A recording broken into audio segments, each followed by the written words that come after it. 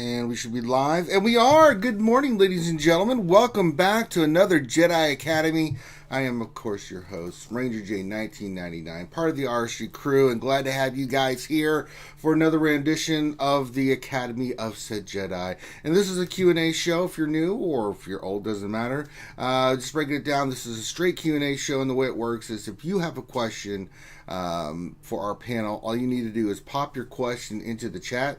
Make sure you put question in front of your statement. If you don't, we will not see the question most likely. We use Nightbot. Nightbot helps picks up the questions we filter out. So make sure you put the word question in front of your statement. Go ahead and get your questions in, and we'll get it scooped up. And that's what we're here to do. So we're here to discuss and talk Star Wars Galaxy Heroes with our wonderful panel. People are on their way, so we'll get everything set up and going and rocking and rolling. But that being said, let's introduce those that are here, and we'll get introduce those that do show up. Of course, we've got my co-host, the Marvel fiend himself, Dr. Finn, bearded one, medicine woman. It's just bearded for like another week. Mm-hmm. Actually, 2 weeks. It's looking a little mountain manish there, Finn. It's a good rugged look. Oh, it's a good rugged look. I can kind of like poof it up a little bit. It's a good rugged look, man. I think you look good. This has only been for the month of November, by the way. You could go back to like November 1st. Like I had like a little bit of stubble, but this is all November. This is November beard for you. Killed him a bear when he was only 3. Finny Crockett. King of the Wild Frontier. No, that's not a key to put on a coonskin hat or something, Finn. Don't do it. Joining us, who does not have a beard, hopefully, unless she's in a circus that I'm not aware of, is the lovely, the one and only Jedi Master herself, Jedi Master Adasha. JMA, what's going on? Good morning. Good morning. And I was joking, but I'm pretty 99,000% positive you are not growing a beard like Finn right now. That is correct. That is correct. Okay, so let's not get any questions about that. I mean, gross. Just doesn't happen, right? I mean, one, you're a lady, and 2, you're a Jedi, and 3, you're not Finn. So therefore, negating the possibility of said beard. So there you go. All right, so get your questions in. I don't know what Finn's up to. He went to go do something. Oh, boy, oh, boy. Just a quick note. Make sure you stop what you're doing. Give us a thumbs up. Subscribe if you haven't, not just for this channel, but all these wonderful folks that are on here right now. And then for today, we're going to have a couple more streams. I'm going to finish off, hopefully, Jedi Fallen Order. We're going to try to knock out that today as much as we can. And then tonight at 10 p.m. Eastern, I think is when we do it, we will have our Mandalorian spoiler for Episode 3 review. So we'll look at Episode 3 and knock that out. So if you are looking forward to that, make sure you check it out at 10 p.m. Eastern, I think is the time that we're going to do it. We'll have lots of people on talk about it. I've seen Episode 3, and I got to say, The Mandalorian is goddamn amazing. So, speaking of amazing, yes, it is. Oh my god, so good. Speaking of someone that's just showing up, but we're glad to have him, from the man, the myth, and the legend himself, Warrior from Warrior Presents is here. What's going on, you guys?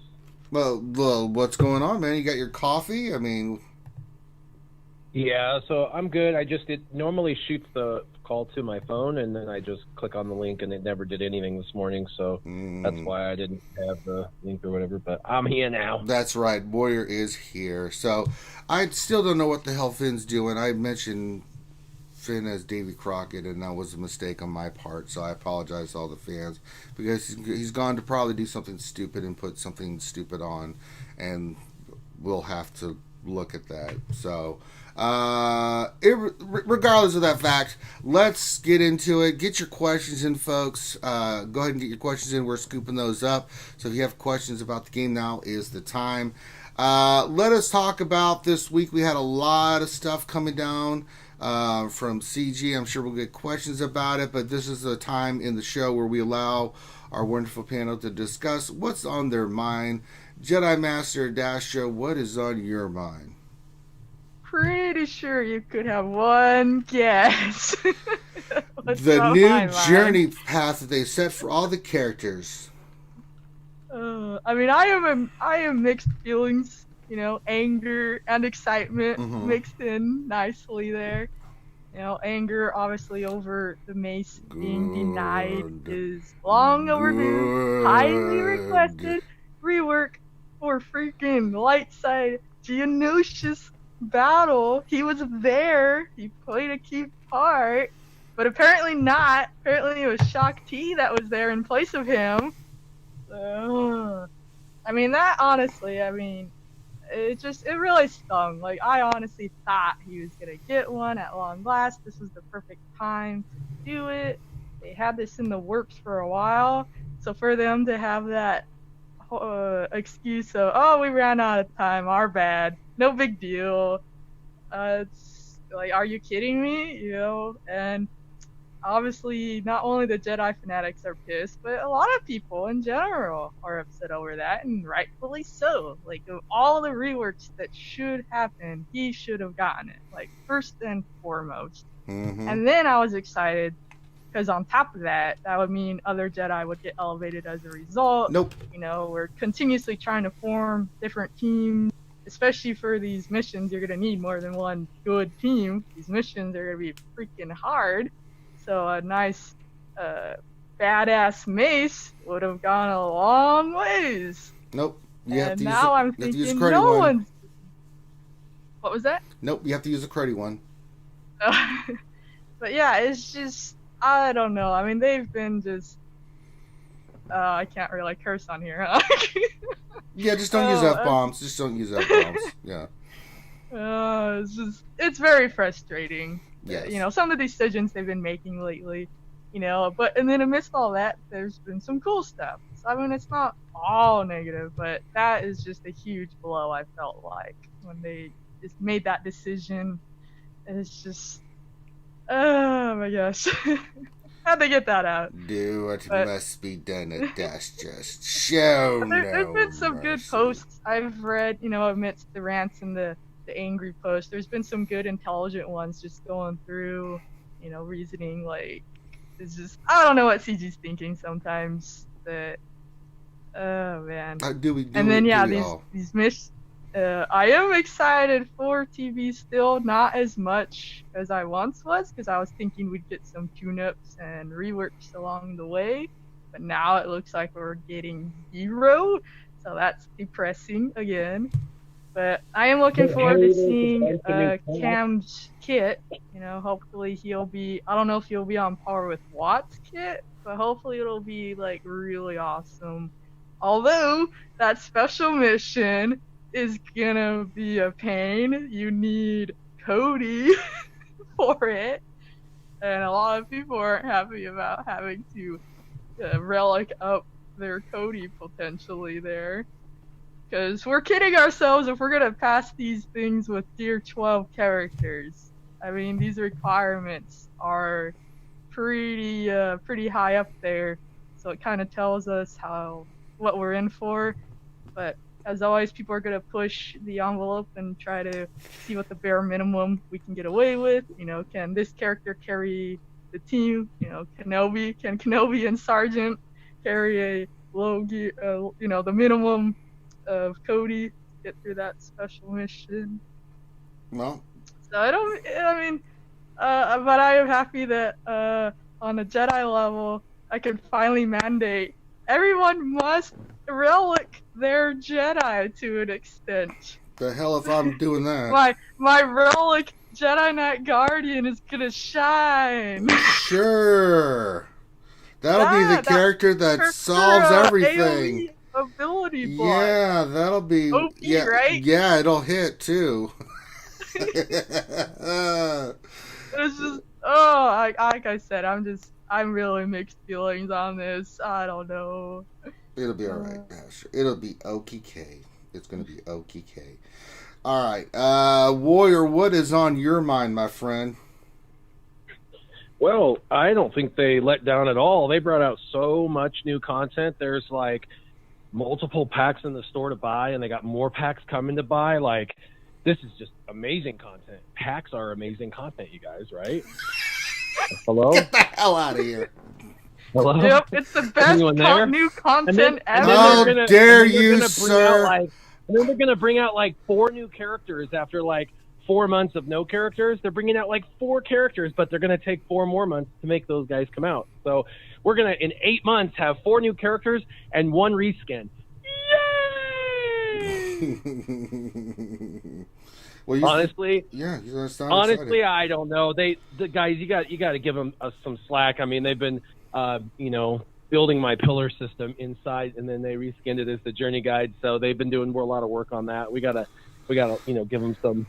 Yeah, some but space, they're that's getting a lot of work. Yeah, but you're getting paid. I know that. it's a lot of work because I do this every year, and so I know how much work it can be. So Sure. I'm sure that it's absorbed the entire team of 80 people for the last 3 months. Sure. But in all seriousness, the journey guide's not gonna. It's gonna be fine for anyone who's new, but there's gonna be 0 strategy.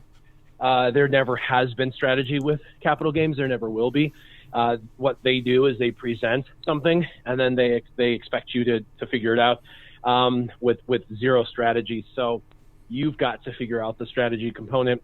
So they're gonna have a journey guide where you can go in, and there'll be some sort of a thing that shows, tit for tat, you got to have this guy for that guy, or this girl for that girl, or whatever, and what characters you need to farm. But it's not going to say, hey, go Malik first, or go Gas first, or go anything. It's just going to have the flow chart, so to speak, integrated in. So it'll be nice, but it's not going to tell people what's a stupid idea. Like right now, going for Jedi Knight Revan would be better than Jedi training Rey, but it's not going to say that. It's just going to have the flow charts for either character and what you need for those characters. So people like me are still going to have value, because we're still obviously going to have to explain the guide to people to try and give them the realistic, what they should or shouldn't be doing. But all in all, I mean, honestly, it's okay. I think a few characters. I called it, though. I freaking called it last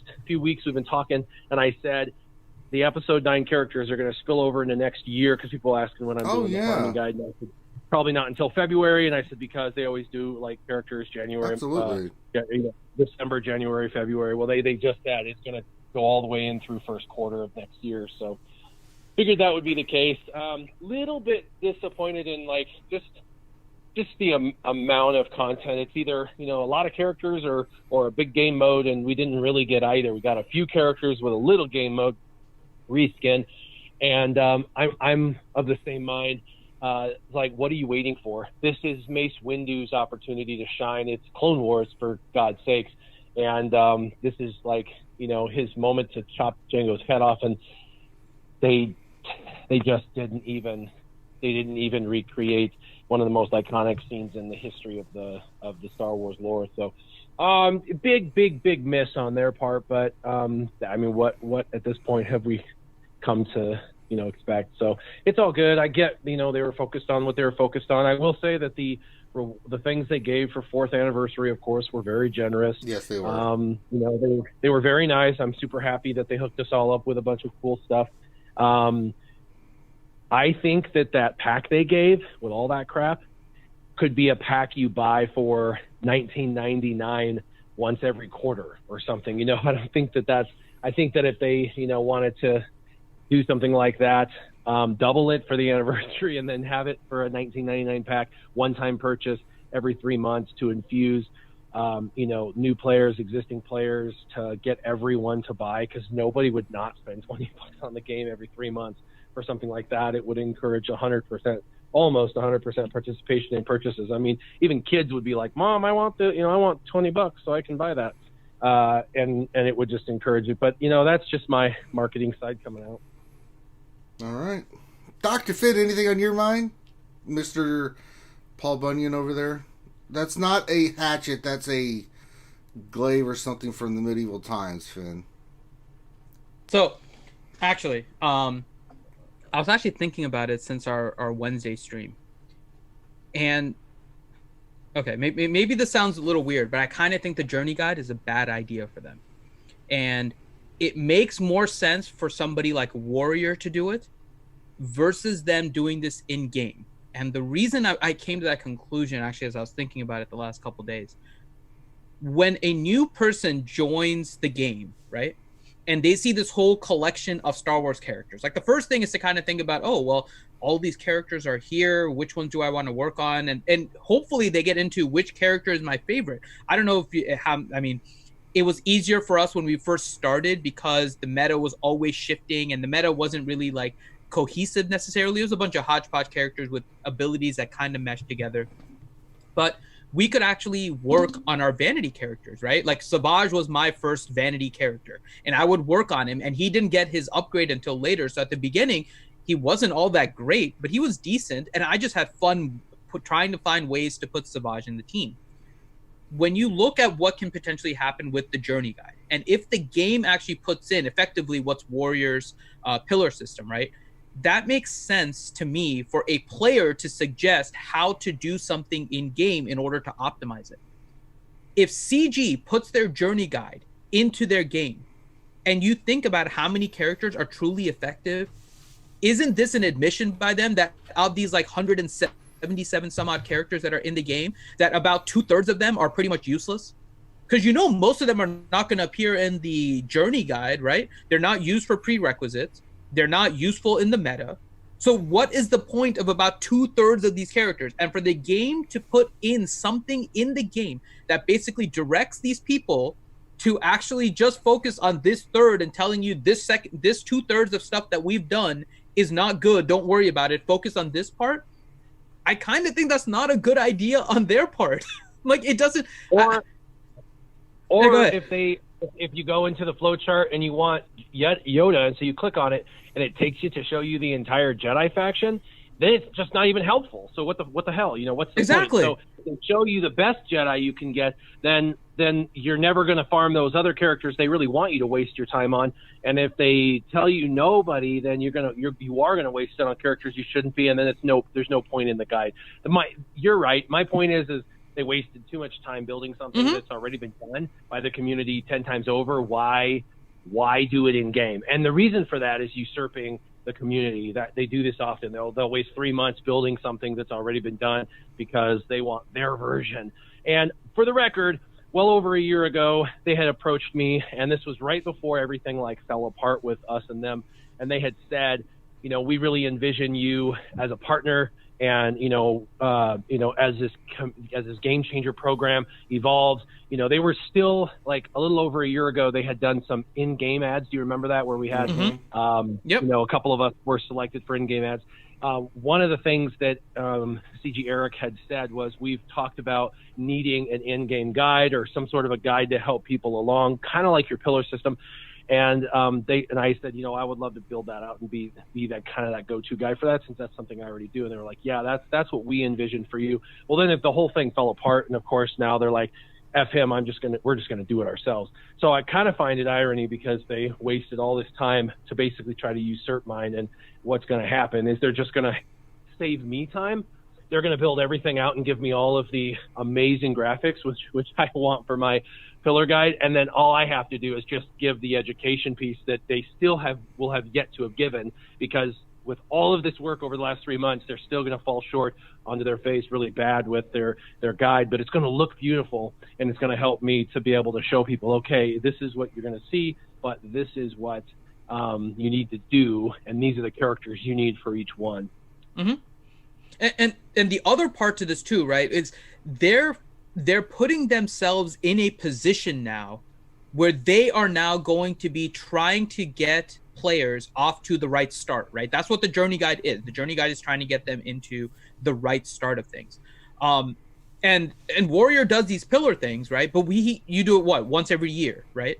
So if something comes into game in the middle of the year, you as Warrior, a YouTuber, may get questions about it, but you're not necessarily putting out another pillar system unless there's maybe a major change, right? Would that be fair, Warrior? That you basically do it every year unless there's something major that blows up? I do it every year because there's literally changes every month to every other month, and for me, it's too much work for me to do it every other month. But yeah, once a year. So doesn't CG kind of make it their obligation now to actually do it every single month? How can you put in a journey guide for these new players, and if your game changes what the dynamic is and what is the most important stuff, is CG really going to be able to maintain this? because I honestly do believe that this is basically probably going to mirror your pillar system. If Warrior They're doesn't now put out going that to have content, so much work just to try and keep up with the in-game journey system. Yes. exactly. So one person is going to have to be dedicated to adding all of this and doing the artwork for all of it and everything.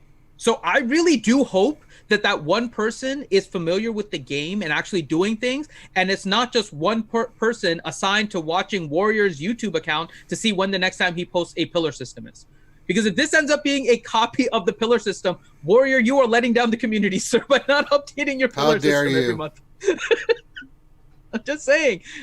This is what is becoming, right? Do we trust CG at all with telling us about in-game play mechanics at all?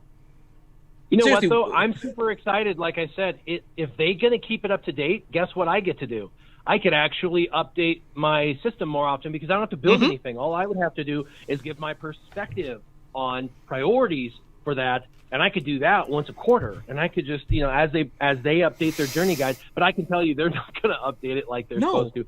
They're going to get multiple characters behind, and they'll be like, people are going to be like, "Oh, your journey guide is outdated, dude," and they're going to be like, "Oh, that sucks. We're sorry. We're going to fix it." On a forum post, 2 months after they've been yelled at for no communication. And then somebody will go in there and obligatorily update it or whatever. But it's going to be less work for me, so I'm happy. Yeah, I think I like the concept of it. I think they're putting themselves on the hook for a lot more than they realize by doing something like this. Because it does take a lot of time and effort to figure out exactly what the best strategy is, reviewing all of your characters. CG doesn't play this game enough, honestly, to figure out what the best path is, and admittedly, they're not able to get into the top of arenas, so they're not necessarily fighting there. And that makes sense, being that they're the company that's building it. You don't necessarily want to skew it, but it also reduces your experience with the game to some extent. So if you're trying to direct new players, I don't think CG really understands what they've just put themselves on the hook on with this journey guide. And so it actually worries me a little bit more. Like on Wednesday, I first thought it was like, yeah, that's actually not a bad idea to find a way to get new players to like focus and get them working on the right things. And then as I thought about it, it was like, it shouldn't be the company that's doing it. They should have somebody outside. And that should have been what the purpose of the Game Changer program was, that they should have been the ones that are there and being promoted in game for like Warriors pillar content. Every time a new one comes out, it could just pop up in the game, or a new player gets that popped up. Like, here is our Game Changer, his pillar system to help you get off to the right start, and not them necessarily saying like this half of the characters suck. So I still like the concept. I don't think they're implementing it correctly since Wednesday, as I've had more time to think about it. All right.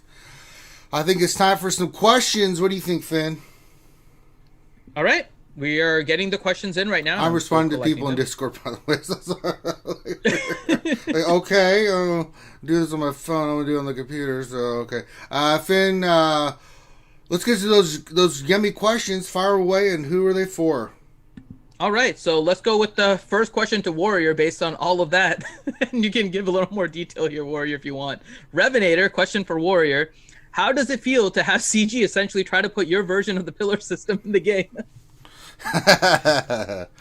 Super awesome. Like I said, this isn't a surprise. Me and Capital Games talked about this, the very thing, that every YouTuber had different strengths, and back before they decided to just abandon, hell all and drop everything, they had approached me and said that they envisioned the community get together would be, my portion of it would be to have some sort of an in-game guide that I was responsible for kind of building, and then they would feature and have it. But obviously they have decided they don't want to work with anybody. They want to be in their little cave and be all alone. So it's an honor that they're following through with what they said they wanted to do, which was use my system.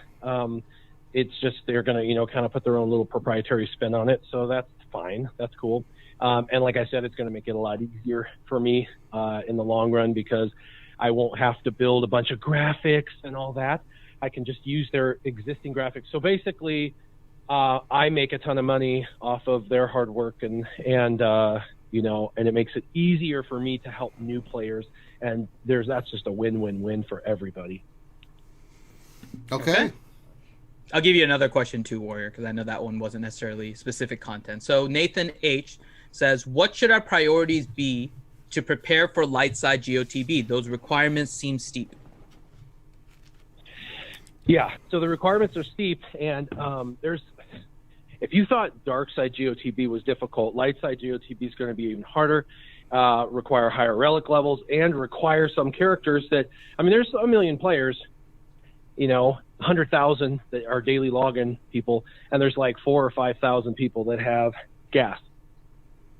And they're going to require a 7-star gas in this. So, and I don't even have a 7-star gas. So even of those, you've got maybe 1,000 that are. So you got like 1% of the active community, or 0.1% of the total community that has a character that's absolutely required for multiple parts in that. They have alienated the entire community on this new content. And teams like Team Instinct and Maw and others will attempt it and do our best, but we're handicapped, and it also, like you said, it does force people to relics silly characters. So we'll see. I'm not too optimistic about it. I think it's going to be more frustrating than fun. The GOTB. Does anybody enjoy doing a 20-minute battle? I don't know. I haven't yet. I'm not to the point where I'm like, this is fun. The one I enjoy is taking my Geos in to kill the Acklay, because that doesn't take 20 minutes. That takes less than 5, and it's the Acklay, so it's like, woo, this is fun. But like a battle against a bunch of clones where it takes 20 effing minutes to kill, 4 rounds. It's like, I can't. That's not fun to me.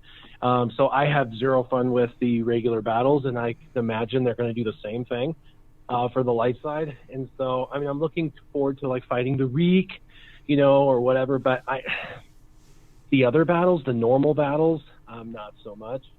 So we'll see. Okay. Yeah, that wasn't their question though.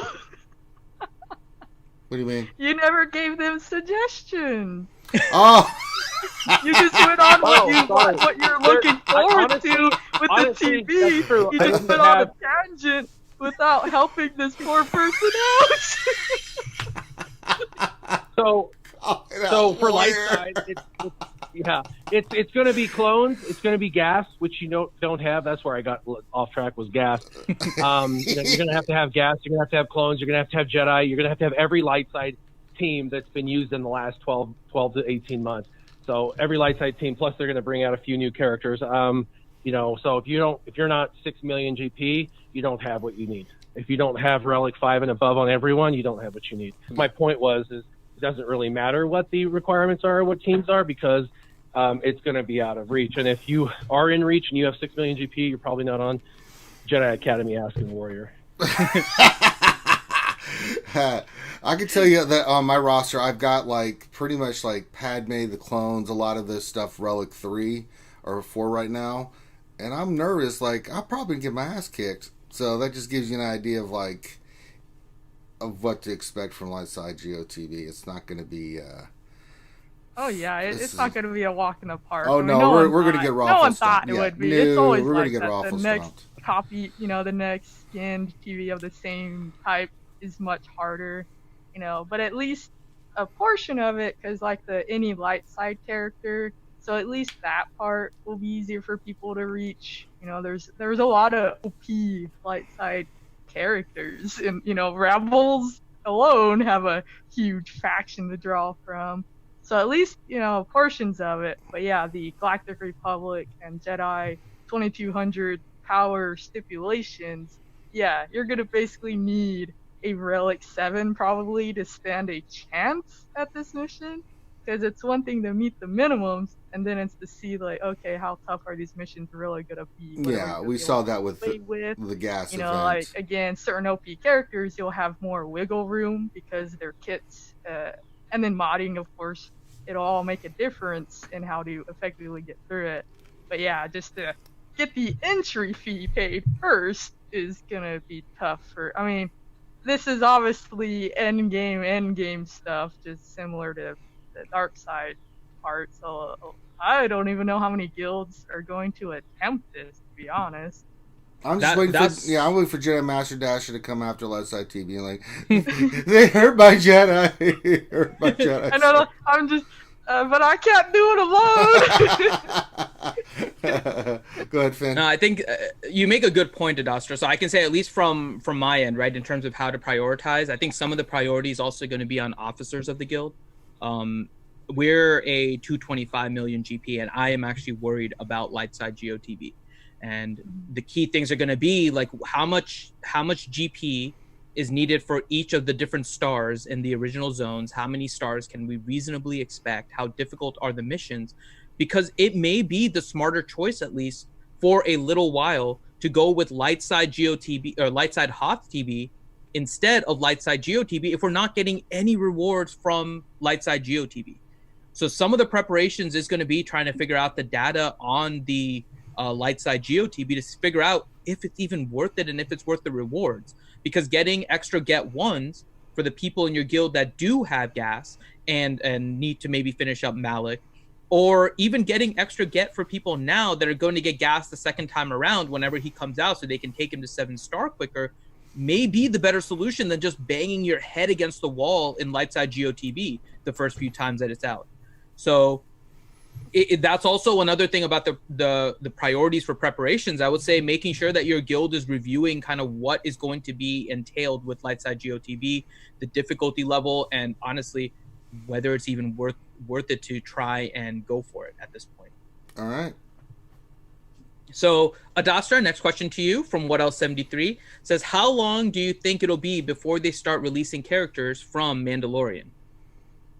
It doesn't sound like for a while, since it's been released to only 3 countries? Like, I know the release was very small compared to worldwide release. Some places are having to wait a whole year before they get access.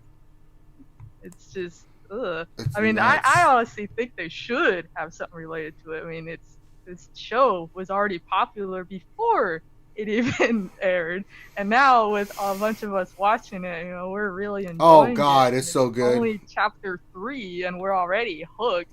So it's like, this is a missed opportunity if CG doesn't try to squeeze it into their schedule somehow. There's so many things they could pull from it, you know. So I'm really hoping, but I don't know with their timetable and how they're constantly delayed and stuff and working and denying us key character reworks, and I don't know how they're gonna fit it in there. If they can bring in one, cool, honestly, if they did give us something from there, cause we're not gonna spoilerize it, but it's. I know, I'm trying not to say anything. Yeah. There's one character in particular that if they bring in, they may start taking my money. Yeah, I was gonna list. Oh, Finn's are squeaking like a little girl. Like, nope.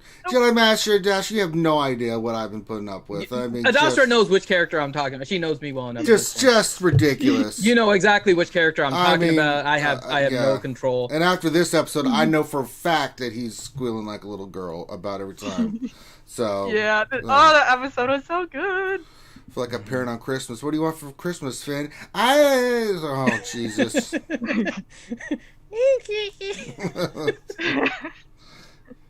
It must squeak. Okay.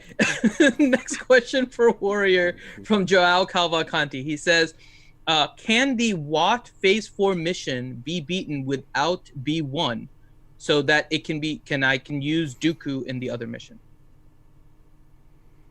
So it can be used with Dooku in the other mission, the Dooku mission. Yes, but you know, it depends on what your characters look like. I mean, that's a pretty awesome piece of the puzzle for another team. So if you're taking it off that team, it has to be, you know, you have to compensate with other items. But Watt does really bring about a level of durability on the other teams. So yes, you can pull one. A lot of people pull Droideka and use that one with Dooku or whatnot, but you can do it different ways, but it just, like I said, depends on your relic levels and stuff. All right, next question, Dr. Finadoodle. Okay, question for Adastra from Paul Morgan. He says, do Galactic Republic characters and teams take precedence in gearing up for TB, and does Gear 12 suffice? Well, Gear 12 isn't gonna work. That stuff ain't good no more. Listen here, you. But, We don't yeah, like absolutely. I those mean, if kind of you're- Gear 12s around here. Well, I'm talking about the power requirements alone, or kind of, unless you have Zetas, then it factors in for the power. But just these, obviously, we won't know until we do these combat missions. But they're gonna be hard, no doubt. We'll see how the minimums, what we can skate by on. But yes, in general, you should already be working on Galactic Republic. Honestly, they are basically meta right now. They're really good. They're viable in every game mode, so at least they're useful in everywhere. So it's not like it's a PB only farm. So they're gonna help you in Grand Arena, TW, and Arena. You know, I've only been running, well, no surprise, I guess, but running them Arena. But yeah, so definitely you should already be working, and if you're not working on them, you should. Of course, it'll depend where you're at. You know, if you're just a brand new player, obviously it's not gonna be quite as ideal. And then depending what guild you're in, is your guild even gonna have a chance to attempt the light side TV? Is the Geo dark side is already only certain guilds can take that one on. And then this one is going to be a scale above that one. So you're just going to really have to evaluate where you're at. But again, regardless, you should definitely work on these characters because they're useful everywhere. You know, use the main core is what I'm talking about. You know, the Padme team, Jedi Knight Anakin, Grandmaster Yoda, General Kenobi, Zaris. Zaris will probably be very useful just for the survival aspect of your team trying to get through one wave. You know, that's gonna be kind of my we're gonna have our goals, I guess. Get through wave 1. All right. Yay! We didn't die. We didn't die. Fantastic. So it's like, and then, but you also have to keep in mind you can use any light side characters on certain missions too. So characters like CLS and Han and Chewie, they're gonna play a good role, I'm sure, just for the damage output. But again, survival. We're gonna see. So yeah, in general, build up those key Galactic Republic Jedi, and then pick out the key light side. It's such a huge faction, so you definitely have your choices, but. So in that regard, you'll have no shortage of good characters to make use of. It's just trying to get to those requirements. Like, I'm sad to say, I highly doubt Gear 12 will cut it. Like, the Dark Side TV, Gear 12 barely gets you by on some of it, and mixed in with Gear 13. Like, Phase 4, you don't stand a chance with all Gear 12. Like, you need to get all the waves completed, I mean. So this one, I'm thinking, just the mins alone, you're probably going to need a Gear 12 max, short of the One Piece, if not a Gear 13 minimum, just to stand a chance in Wave 1. You know, I mean, I remember joking about that it's going to be like Relic 2 as a requirement for Phase 1. Well, it's pretty close, I guess. But again, depending on your guild, and we can wait when these missions when we can actually attempt them, because then you can get some honest feedback from guilds that are doing it. You know, how hard, how difficult, is there certain characters that will help carry other characters, etc. So it's kind of hard to have a targeted farm plan when we haven't actually experienced it yet. We always expect worse than it is. So we'll see. But all right. Yeah. Yeah. Well, when they tell us 21,000 is needed, we're kind of forced to expect That's what I'm worse. thinking. Yeah, you're gonna need high level everything. You know, mods of course can help with that too. You know, don't throw crappy mods on there and hope to get it done. You know. All right. Next question for Warrior. So it's kind of like two questions in one. So Trash Gamer asks, when does the Anakin event come back? And for the gas event, what are the characters we need to Gear 13, and what characters can we leave at just Gear 12? So, it just came out just under 2 months ago. So there's going to be, at least 1 to 2 more months. I thought they were going to make Malik a super rare event. I thought they were going to make Gas a super rare event, but then Malik came back, and Malik's been back literally 3 times in 7 months, which is not even, 1 every 3 months. It's like they're bringing him back even faster than every 3 months. They made him more common than Yoda. It's like, what? So anyway, I didn't expect that. But so Gas, I would like to say, is going to be 3 months, 4 months, but it could be sooner. Who knows? And for the sake of your hair, you should probably take everybody to Relic Tier 3. Everybody that went to Relic Tier 3 and had decent mods was able to pretty much do the event, and even though they had the characters, it still took them tons of tries, and then they made it. Personally, I had all Relic Tier 3, and I still took a while to get the 2 sides done, even with the proper strategy. So if you're doing it with less than that, I know there are some people that say they are.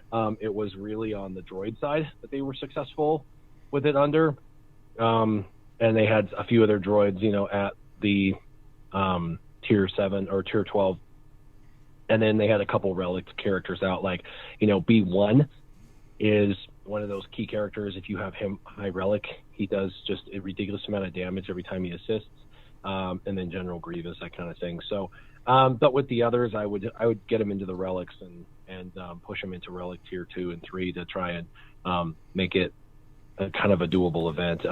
Are there people that are going to push the boundary and do it less and then brag about it all day because they did it?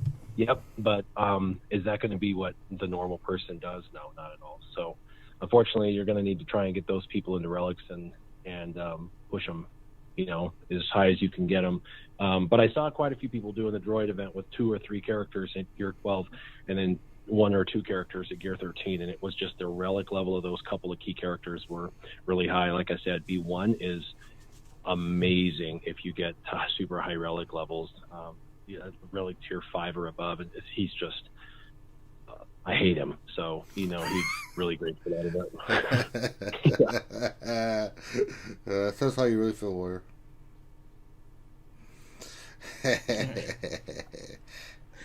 All right.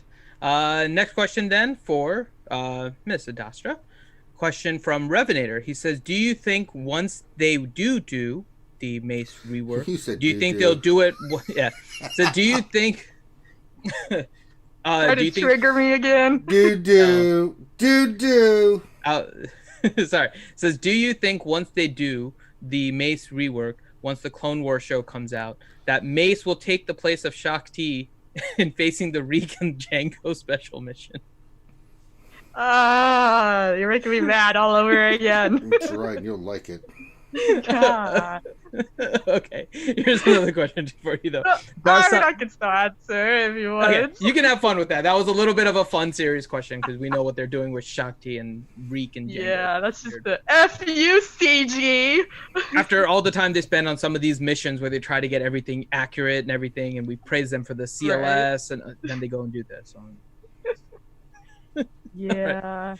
I mean, they said there's no rework though, so I don't even know the Clone Wars show coming out. He's gonna get it then. I know they said they will get to characters, but I feel like too little, too late. You jerks! This was the chance for Mace. This was pretty much his main. If there was ever a time for one, this was the time. Mm-hmm. So time, yeah. I just. Yeah, ask me another question. Okay, so similar to the last question, Darth Scion 1972 asks, since General Anakin Skywalker is needed in TB, do you think he will be back sooner rather than later? Yeah, I felt that for a moment too, because so many of us are stuck for a long time, 5-star or 6-star. For me, I'm only at 5 out of 100. That's gonna take months to get him to 7-star. So it's not. I mean, even if he comes back, no one's gonna, unless you've been hoarding more than before. But I mean, no one's gonna get him 7-star sooner than the others. So even if he comes back, you're gonna be stuck at a 5-star one, and it's not gonna help. So I don't know if they would do it sooner for that reason, because of the get block. So they might just stick to their quote quote cadence of these types of characters. I mean, I thought it was nice that they gave us 10 shards. I was like, it should have been 100 shards. It would have been nice. No. But I don't know. I wondered that too, because they don't really have a set schedule for this, right? Like the Malik events have been kind of all over the place, and they've been having issues with said event. So they may not be in a rush to release gas again. Oh no, I said General Skywalker again. You said for that reason. Like, they can barely get the Malik event working correctly when it came back. Like, did it finally work properly? After what? How many times? 3 times? 4 times? 3 times after the 3rd release. Jesus. So I don't know. I mean, depending on the lineup, he is due to come back soon though. Like, I think it was gonna be a couple months still, right? For General Skywalker. Yeah, it's like 2 more months if you hit the 4-month wall, but Malik was closer like to 6, so who knows? They can. Yeah, exactly. I mean, it's CG. They can just do whatever they want. That's right. They can do what they want. So, but it's possible. But again, for that reason, 5-star isn't gonna do squat for the TV, but it will help people in Territory Wars and Grand Arena. So, we'll see. I mean, it's so annoying now. Yeah, Angus. I want my 7 stars. You're getting nothing. That's right. You're getting nothing. All right. Next question for our man, Scissorman Warrior. Okay. So Warrior, question from Nathan H. He said, in Grand Arena, what are the keys to beating someone with a superior roster and fleet? I lost last time by 1 point trying every trick I know. Well, you probably know as many tricks as I do, but that happens a lot to me, so I get it. Really, I mean, you look at their roster, the first thing. That's the first thing every human should do is go look at your opponent, see what they have, see what they don't have. If you see key items they don't have, that you know that without cheating they can't beat you, then you want to set those things on defense, because then it's a guaranteed win, and if they win, they cheated and you can report them. Not that anything will happen to the report, but at least you can report them and they'll go on some report that'll be seen in 6 months. But you want to at least give yourself that, and if they're not a cheater, you'll win.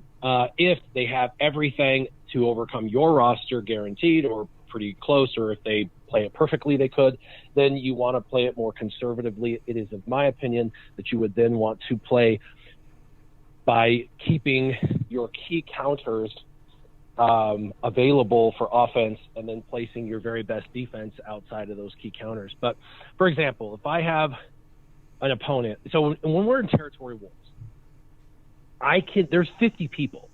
I can find somebody that has a Darth Revan that my counter, whichever counter we're using, I can find one that has my speeds are like comparable. So it's fair, right? Or relatively fair. So I can go in and fight and have a good chance of winning. That's not the case with Grand Arena. You get what you get and you don't throw a fit. So your person that you're going against might have 10 speed on you and all the relics are 7. What are you going to do? Like, do you set your Revan on defense, or you know what I mean, and then hope that he can't beat yours? The truth is he has a counter that's probably better than your counter, and he's going to beat you. It's kind of like the number 1 player in a guild going against the number 50th player in a guild. It's unfair. It just happens. But your best bet is to, in those moments, since you know you're going to lose your Revan anyway, he's going to beat your Revan anyway, use it. Use Revan on offense.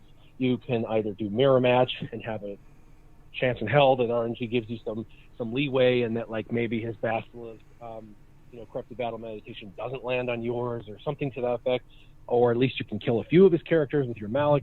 Then you can clean it up with a different team, or you can use a different counter and have Revan to kill something else. But my point is if you're confident that those defenses are going to do really well, then you should be placing them. But if you feel like it's just going to be a walkover, then you should be using those teams that you can get the highest scores with on offense, because Grand Arena is selfishness. It's all about the highest points win.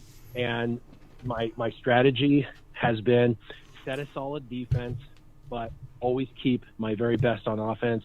And, I win 67% of them with Warriors account, and I win almost every battle on my Scissorman account using the same strategy. So, it's just tough. Sometimes you get, somebody that every counter you have for every team you're going against, how to beat them, your counters are insufficient. Because, like I said, you may have that whale in Maw that's got plus 120 speed on every character and relic tier 5 and above on everything, then you have your characters and you still have some gear 12 on your counter team. Like, so sometimes it's take your beating like a man, warrior. Yep, exactly. You just let it go sometimes. You frozen it, or whatever let it goes from. Well, and I think watching a lot of people that do GAC, we do GAC here, Finn does it, I do it, Urs does it. There's a lot of people that do GAC, and it can give you some ideas about the teams, strategies, things of that nature that you can use based off where you're at with your GP, right? Just to give you some ideas. If not, like even if you're lower GP, stuff that you need to work on that you can think about, okay, this is working really well on defense for this person. So maybe I need to focus on that team after I get like my main stuff done. So one of the things I always tell people is having that depth in your roster with really good mods. The work you put into it is what you'll get out of it. So the more stuff you can put that is secondary that's really good on your defense and keep your big hitters for offense will make a huge difference. And the other thing, Warrior's absolutely right when it comes to GAC. If you have just a few teams, focus mainly on offense. Most of the feats are offense. You're going to get, that's how you get them. You get those extra banners. You may not win, but if you can get them as many points as possible, the rewards are not the best, but hey, it's something. So those are some of the tips of the trade that you can use. Because when I go on offense for GAC now, I leave Padme on defense, and it works really, really well with the other teams that I put on defense. That leaves me both Revans, my gas, a lot of teams, JTR, CLS, all these teams. So it's really, when we're doing it, when I'm doing GAC, it's not a matter of not having something. It's like, what am I going to use for certain teams? It doesn't matter what they put on defense. It's just a matter of figuring out what would be the best counter for what I'm trying to do. So think about that if you really want to concentrate on GAC. Modding is really important, and understanding the depth of your roster is really, really important as well. Next question, okay. Dr. Finn. I'm sorry. Paul Bunyan. Killed him a bear when he was only 3. Finny Crockett, king of the wild pork frontier. All right. Jedi Master Duster, question to you from Nathan H. Says, what are the keys to beating Darth Revan's event in Tier 5? Gear? Yeah, gear, honestly, but you're not going to need relics for that one, though. No. Honestly, there's probably some good guides out there that would be able to answer it better than me, because it's not fresh for me anymore. It's been a while, so I don't want to mess you up with it. So someone else can chime in if you want. I think I went in there with... I'd probably butcher it if I tried. Well, I think we went in when we did it, Finn. I think the only character that I had low gear, right, was Juhani. But all the other characters were... I think I went in there and did that with like gear 11 characters. Was a pretty safe bet. I think some people did with a little bit less, but right around there, it's more about the Zetas you have.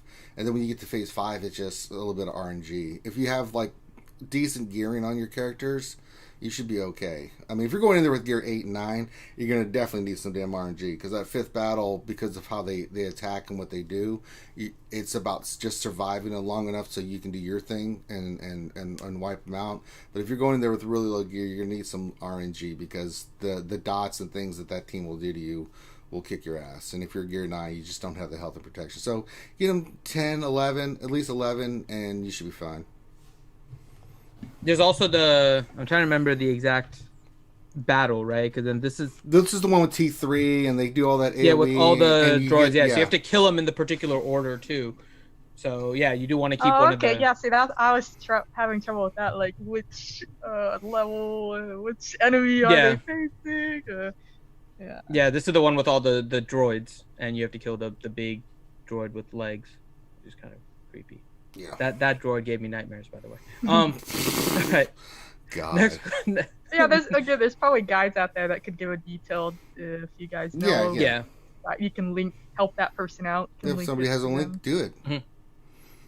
Yeah, you have to kill the outer ones first, then you focus on the middle ones, and you have to kill one at a time. You don't want to kill both of them at the same time.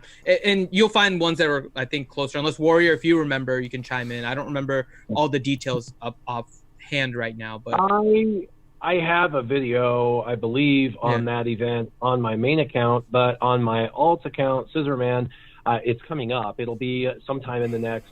I don't know if they announced it or not, but it should be sometime in the next 4 weeks that it's coming back. So, and I am Darth Revan ready on my alt account. So nice. I will be doing a video, and I don't have a bunch of relics or Gear 12s or anything like that. I've got a few Gear 8s and some Gear 11s, and so it's gonna. I'm confident I'll be able to get him, but it'll be a slight bit more of a minimalist guide than the one on my main account, because my main account was just like all Gear 12 smash and grab. You know what I mean? It was just easier. So I'm looking forward to that coming out, so I can do a newer guide that's got a lesser requirement. All right. Okay. Next question then for Warrior. Question from Nathan H. And the question is, are we getting too jaded regarding CG? Anything they do is picked apart before it even launches. I am critical of CG too. I don't know. So, listen, we are a fickle community, and I will admit that. I'm the first to admit that, that we are hard to please. Look at Star Wars episode, 7, 8, and potentially 9's already being criticized. And, Solo was good, but nobody even hardly watched it because, it bombed, it tanked, and lost money because people didn't even give it a chance because they were so fickle with episodes, 6 and 7. But then you look at Mandalore, the Mandalorian, and it's like it was successful before it ever even launched, and it's everything we wanted. So it's funny, it's weird. It's like the community knows what it wants, and if you I hate to say it, but we're like spoiled kids. If you give us exactly what we want, we're happy, and if you don't, we're going to throw a fit. And so yeah, we are spoiled children, but this is the deal: we're consumers. So we get to be that way. That is consumerism. Is what's popular sells, what's not popular doesn't sell. That's just how it works. If you make something that's popular, you're successful and make money. If you do something stupid, nobody buys it and you go out of business. So it's not unhealthy of us to expect from them what we want, and it's not unreasonable to expect them to kind of provide what we're asking for. Listen, Mace, yeah, we're all being critical, but Mace should have been reworked, to be fair, like 2 years ago when they did the Jedi reworks, and they didn't use that opportunity to do it. Then they bring out 2 years later a Clone Wars section at a time with a battle where Jango is going to be in the battle, and there's not even a prerequisite for this crappy-ass character to be in it, let alone be reworked. It's like, honestly, anyone on the outside who describes this, they'd go, well, that was a big business miss. You know what I mean? Like, it doesn't take a rocket scientist to be critical of this. It's like, it's just kind of, I hate to say it, stupidity on the decision-making on that. That's it. On the rest of stuff, are we a little bit critical? Yeah. The thing is they're kind of like that ex-girlfriend. You're going to rag on her. You're going to keep ragging on her even after you broke up with her because, she hurt your feelings for years, and now you're just, when her name comes up, it just instills some bad juju. We as a community have held by Capital Games, and they have made hundreds of false promises.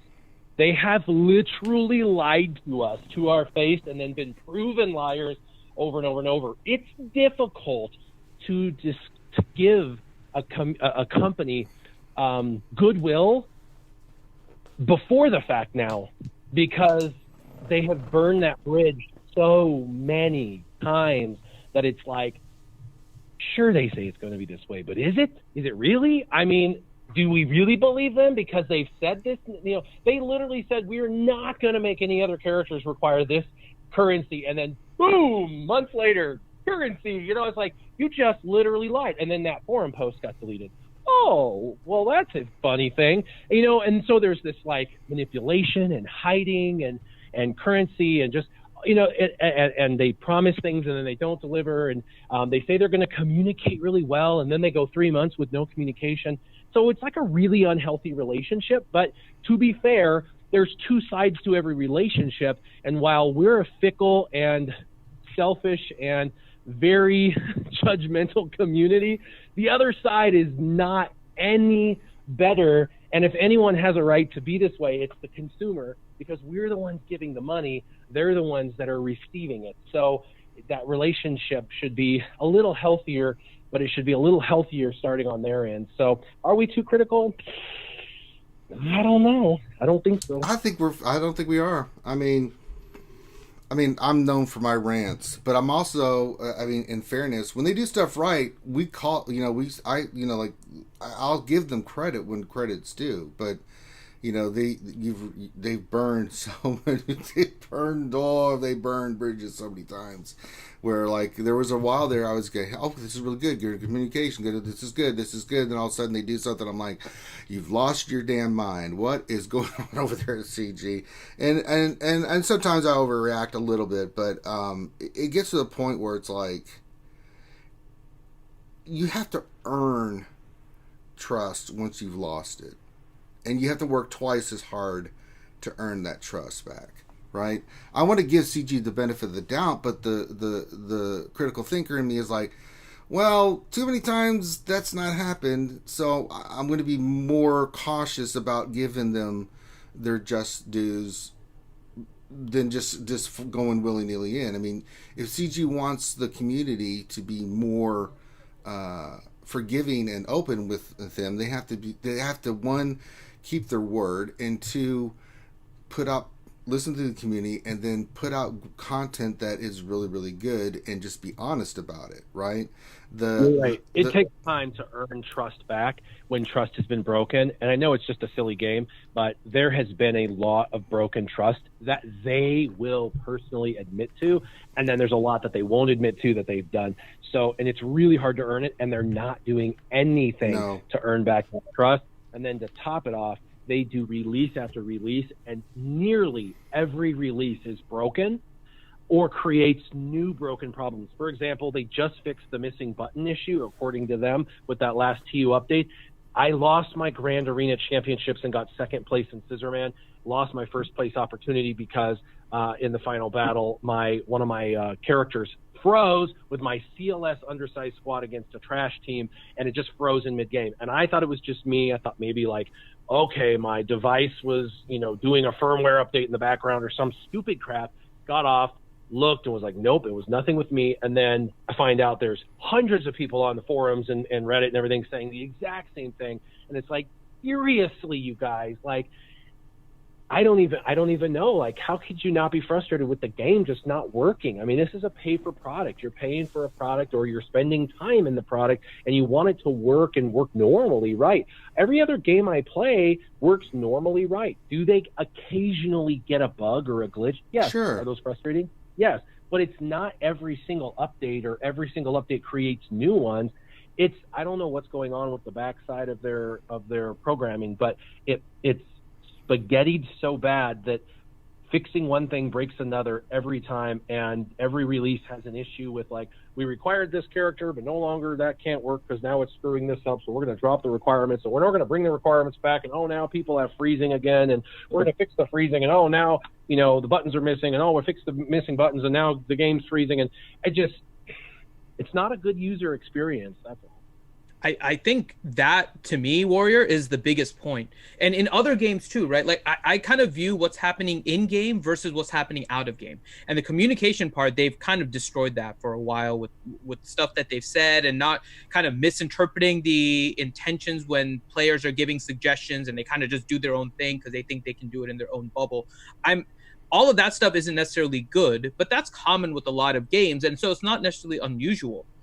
It goes back to kind of the old adage, right? Winning cures like a lot of ills. And so if they were able to put a product that didn't have actual gameplay issues all the time, like every time they release something, we're expecting something to break and destroy it. Like when a patch comes out, I am now telling people, like, if they put an update telling you that the game is being updated at like 5:15 p.m. and your payout is coming in Arena and Fleet, go ahead and make sure you get into your position before that, because chances are the game's going to be out for an hour because they're going to have broken something.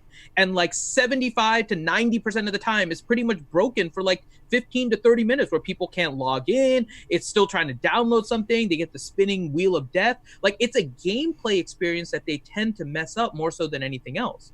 And I know I'm going to talk about another game here just for a second, but like Borderlands 3, for example, they constantly nerfing things, and it's frustrating as all hell. But I can always just go back and find some new stuff and just continue to play, and I don't feel like my gameplay necessarily is destroyed by it. I get that sometimes with CG when they release things, like when you lose your buttons, when you can't play, when you can't count 600 so your guild loses your tokens, when Tebow doesn't work with the stealth. And I know I'm going back, but this has been going on now for 4 years, and they cannot get themselves straight with just trying to get the game working first before they keep on trying to work on all this quote unquote new content and keep on breaking the same things that were broken at the beginning. Like, how much confidence do we have that the light side GOTB is not going to have the same issues that dark side TB has right now? Getting frozen in the middle of combat. People are still missing buttons. It's less so, but people are still missing their buttons. You have a lot more counterattacks with the light side team. Like, if you put CLS in the lead, you're kind of getting screwed now automatically because your rebels have a chance of breaking everything. Like, if they made the gameplay better, I think a lot of this would be forgiven. But the constant breaks in the gameplay and not being able just to play the game and enjoy it, and having bugs destroying it and making it a PvP arena, you can't do this in a PvP game. In a competition-based game, you cannot have things that you made a mistake on as a company affecting the player gameplay and resulting in a win or loss, kind of like Warrior just talked about with the Scissor Man. I think that's, to me, the bigger issue than anything else. All right. So, okay. All right. Daniel Boone gives another question for JMA. All right. I don't have a song for Daniel Boone. Daniel Boone. I'll have to go back and listen. There was a song, but I don't remember. I don't know the Daniel Boone song. I'm just going to make one up. Yeah. Okay. Darth Scion 1972. Why does CG continue to try and reinvent the wheel like the farming guides and not work on new content? Or no packs and just reskinning TB doesn't count? Yeah, that's a good question. You know, there's a lot of stuff they could do, but they don't. And they're still having issues. You know, you guys already touched on it really well. So it's like, I don't know what more I can add to that. I mean, the disappearing buttons is infuriating. And that they haven't been able to 100% fix that for years now is just ridiculous. Even from a company standpoint, people would get fired over stuff like that. Like, if an issue couldn't be fixed for that long, it's just like, seriously? Why? It makes no sense. But then, yeah, as far as the content goes, yeah, this light side TV, it was a chance for them to do a lot of stuff, but it's just going to be a reskin of the dark side TV, and with no Mace Rework, which just adds more insult to injury for us. But I mean, because they keep touting how they're going to have all this new content, but it's just the packs upon packs. So maybe they really do think that's content. That, oh, you can just buy your way up here to now be stuck with everyone else. Yay! I don't know, like, they have all these plans in mind. They keep talking about, you know, like vehicles someday, that they're going to do that. And it's just, we all know it's just going to be a clone of what already exists. Like, the originality factor is just gone. Like, we are mainly playing this game because Star Wars, you know, like if it didn't have the Star Wars IP, it wouldn't be quite as good, obviously. So I think that standpoint alone is just, I don't know, like they have a lot to do from a competitive standpoint. You know, you have GA, TW, TV-ish, I don't competitive in your guild, I guess. But you know, there is a lot to do, to be honest. There really is. For a mobile game, there is a lot to be done. Like sometimes I don't have time to do everything. So it's, at least in that regard, there is always something, but there's freshness. There just hasn't been that freshness, I guess you could say, like like a new, just get people happy again and caring, and but they keep messing up so much. So that'll kind of, you know, the buttons. That's like the number one big thing. So it's like you can't even have this game working properly, and then you're gonna keep trying to add more stuff on top of it. I mean, we have no doubt Lightside TV is gonna be bugged like hell. I mean, if for that to go off smoothly, we would all be shocked if that happened. Yeah, that's the thing. We would be shocked if it works more than it doesn't. And that's sad. Like, honestly, it's sad that it's gotten to that point that we always expect them to just do so bad, because everything, you know, it's like a running joke about their coding skills or lack thereof. Like, it's pathetic and it's frustrating. You know, again, you guys touched on it really well. Like, people are paying money for this. You know, I used to spend a lot. I don't anymore because it's gotten to that point that why? You know, I'm paying for a broken game? Like, seriously? And now being denied my Jedi over and over. So from a personal standpoint, that still hurts. But yeah, it's just, I mean, I wish they could, I mean, I know they're doing good overall. Like, people are saying it's the end times, but I feel They've like been saying that still got a way forever. to go. Yeah. You know, I mean, it's Star Wars. Star Wars alone, you know, this game could probably go on forever. But if they can't fix these basic issues, it'll be hard to keep the game going, though. Just being able to play it. If you can even play the game, then it's obviously that's gonna be tough.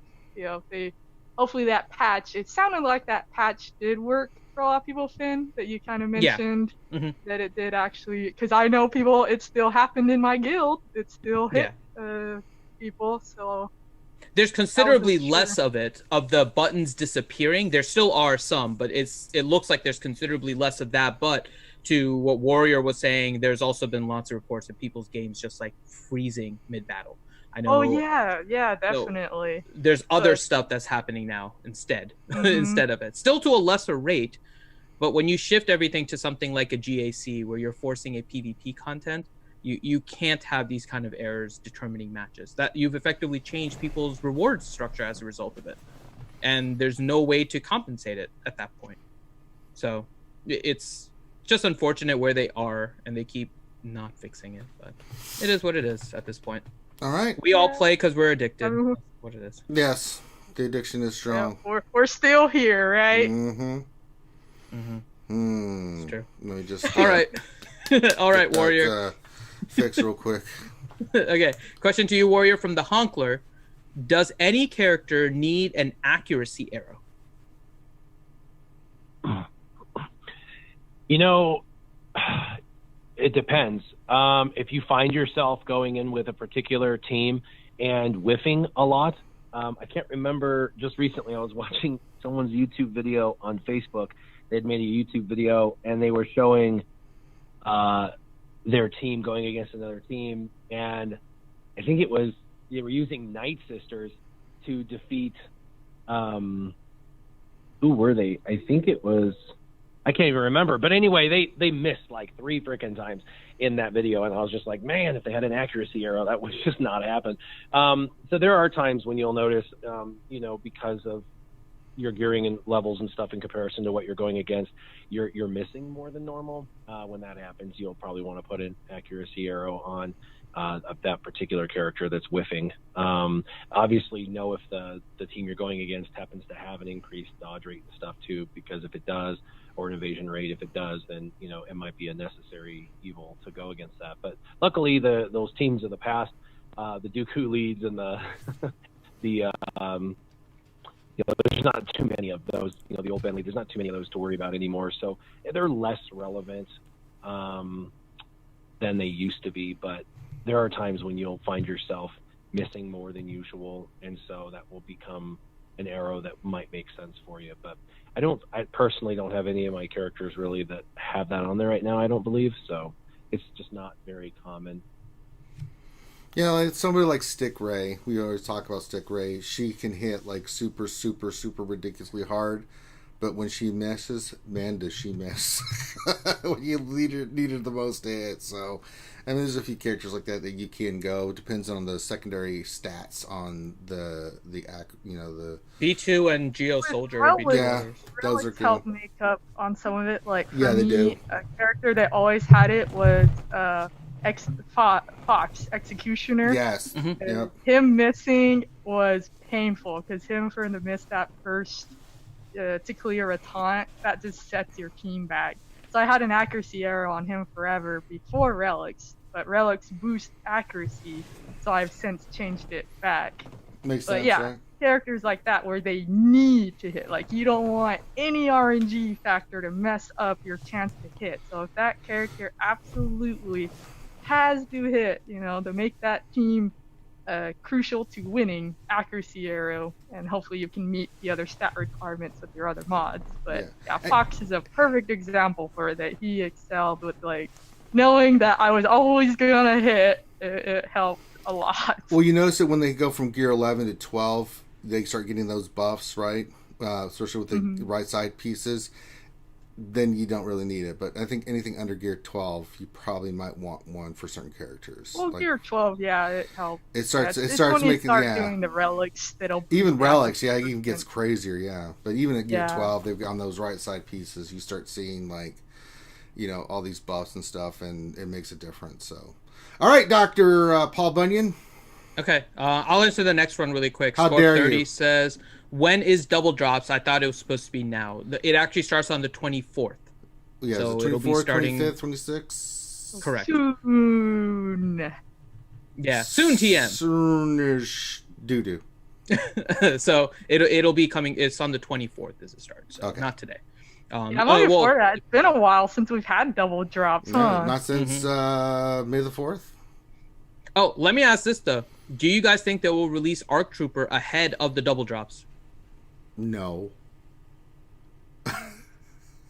What, like now?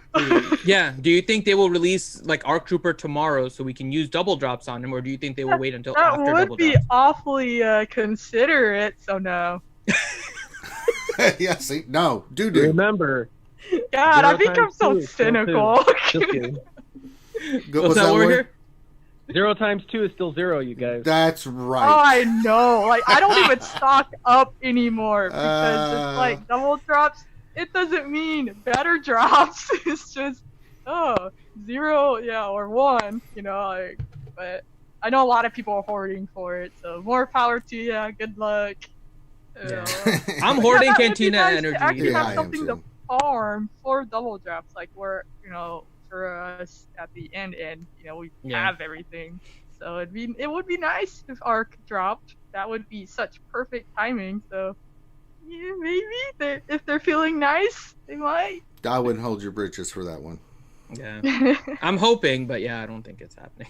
Doo-doo. All right. Yeah, that's a low probability, but there's still a chance. Yes. Sure. And failure was built on hope. Okay, Sith Lord 72. Question for you, Adastra. The only reason I'm excited about TB is for the get currency. Battling super high characters with ultra tenacity and speed is not fun. There is little strategy. What are your thoughts? Wait, is this for light side? Dark side. I'm assuming in general, but I think this is more because we referring don't to know light if they're side. gonna be high tenacity. Hopefully it's not gonna Well, be. So high tenacity is mainly because of the calculation that includes levels, right? That we're seeing. Yeah, that's because they're going to true. be higher than our levels, which means it's going to completely throw off potency tenacity. yeah, I wonder. Yeah, that's a good point. That well, it's still gonna be scaled up from the dark side. So is it gonna be the same level? 93 was it for dark side? If it's gonna be, or is it gonna be the level 100? And good luck scratching that character with a gear 12. You know. Hey, I did 10 damage. Wee. Don't talk about such blasphemy. 100. But I'm hoping there'll be, you know, because a lot of the obviously these characters are buff heavy. So Jedi, Galactic Republic, light side, a lot of them are buff heavy. But debuffs, it would be nice if we could get debuffs to go through. Because like a character I'm hoping that'll be really good here, if that is the case, is Ayla, because she can do the stuns. But yeah, we'll see what the tenacity is like to see if any of our debuffs even work, and what abilities we'll have, you know, like the weapons and the bonuses that the platoons will grant us. So yeah, it's gonna be interesting to see what it'll be like in that regard of how these characters are gonna be tuned. Because the boss characters, they let us know what we're up against, so we can only guess. You know, like Grievous is probably just gonna one-shot. We're gonna get crushed, so let's just It's plan for it. His AOE is just gonna my We're team got going wiped. to die, Adastra. Let's just plan for it, okay? Let's just leave it at that. But I mean, strategy. Honestly, there was never much strategy in TV, so I doubt there's gonna be strategy here. I guess the only one you could say there is strategy is the boss, the special mission you're fighting. So maybe when we fight the Reek, was it, and the other one, I can't think of the name. Yeah, if we fight them, there's always going to be some strategy in the kill order and trying to survive. But otherwise, strategy has never been a big part of TV, so don't expect much for this one. And as being a blatant cash grab, I think you said, yeah, that's nothing new either. They got to make their bucks, and the requirements are so high up there that you're gonna have to work towards it big time. Have to do it. All right, Doctor. I'm very interested to see how, because I've been preparing for this my whole life, kind of with all my Jedi and Galactic Republic. So I'm really interested to see how hard it's gonna be for me. Like, oh man. All right, next question, Dr. Fawn. Okay. Next question from Revenator for Warrior. Why does Darkside GOTB allow for 6 stars in the first 2 phases, but not in Lightside GOTB? I know it's irrelevant since 6-star characters aren't even enough for phase 1. Yeah, so when they made that, they wanted to be able to allow some people with some teams to be able to go in. I can tell you on my Scissorman account, it helped because there were some 6-star characters I had that I couldn't use otherwise. So I was happy to be able to use them. There's a distinct strategy that teams use that we use too, where we only go. We spend one day on one node, next day on another node. Then we open up the next level and we do one node, and we only get about half of it done, but we get like 12 to 14 stars. Super smart. We don't even participate in the last couple of days of the last 2 days. So we don't have to worry about those super stupid, super hard battles. And the 6 stars, I mean, we still complete a couple of rounds, 2 or 3 rounds, and get some points, and there's a lot of points to be had. So we do decent. In the newest content, they just squash that. They're like, we're just going to make it for, too many Scissorman accounts out there got to participate in Darkside GOTB, so they're going to, crank up those requirements like they always do, and just take it to another level of insane OP. So that way, it's genuinely in-game content. Because my Scissorman account's not in-game. It's mid-game, I still don't have Darth Revan, Malik, Gas. I still only have 10 Year 12 characters.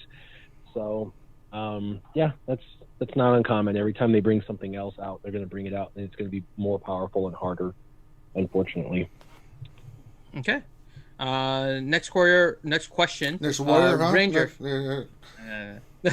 Ranger, you can take this next question. Okay. Azarius has a question. It says, what are the minimum requirements for the General Skywalker event? Well, first you need to pray and you need to sacrifice something to the RNG gods, because if not, you will. No, that's not you, Finn. You are not the RNG gods. I'm sorry. No, I'm the sacrifice. Okay, well, sacrifice Finn first. So step 1, sacrifice Finn. Step 3, make profit. It has been shown to be done with Gear 12 characters. I don't know the validity of that. I'll take it at face value. It can be done. I can tell you that having no relic characters, I was pretty much just... It took me 15 hours to get through the entire gas event. That's not a made-up number. You can go back and look at the stream of me just over and over again. And really from good old Marines, Operation Metaverse, everybody that's done the event, the thing that made the difference, which I had to invest in, was, like, I had a relic Kenobi, but you need a relic Ahsoka for phase 2 at the minimum. These are just minimum. The rest Gear 12 with their Zetas.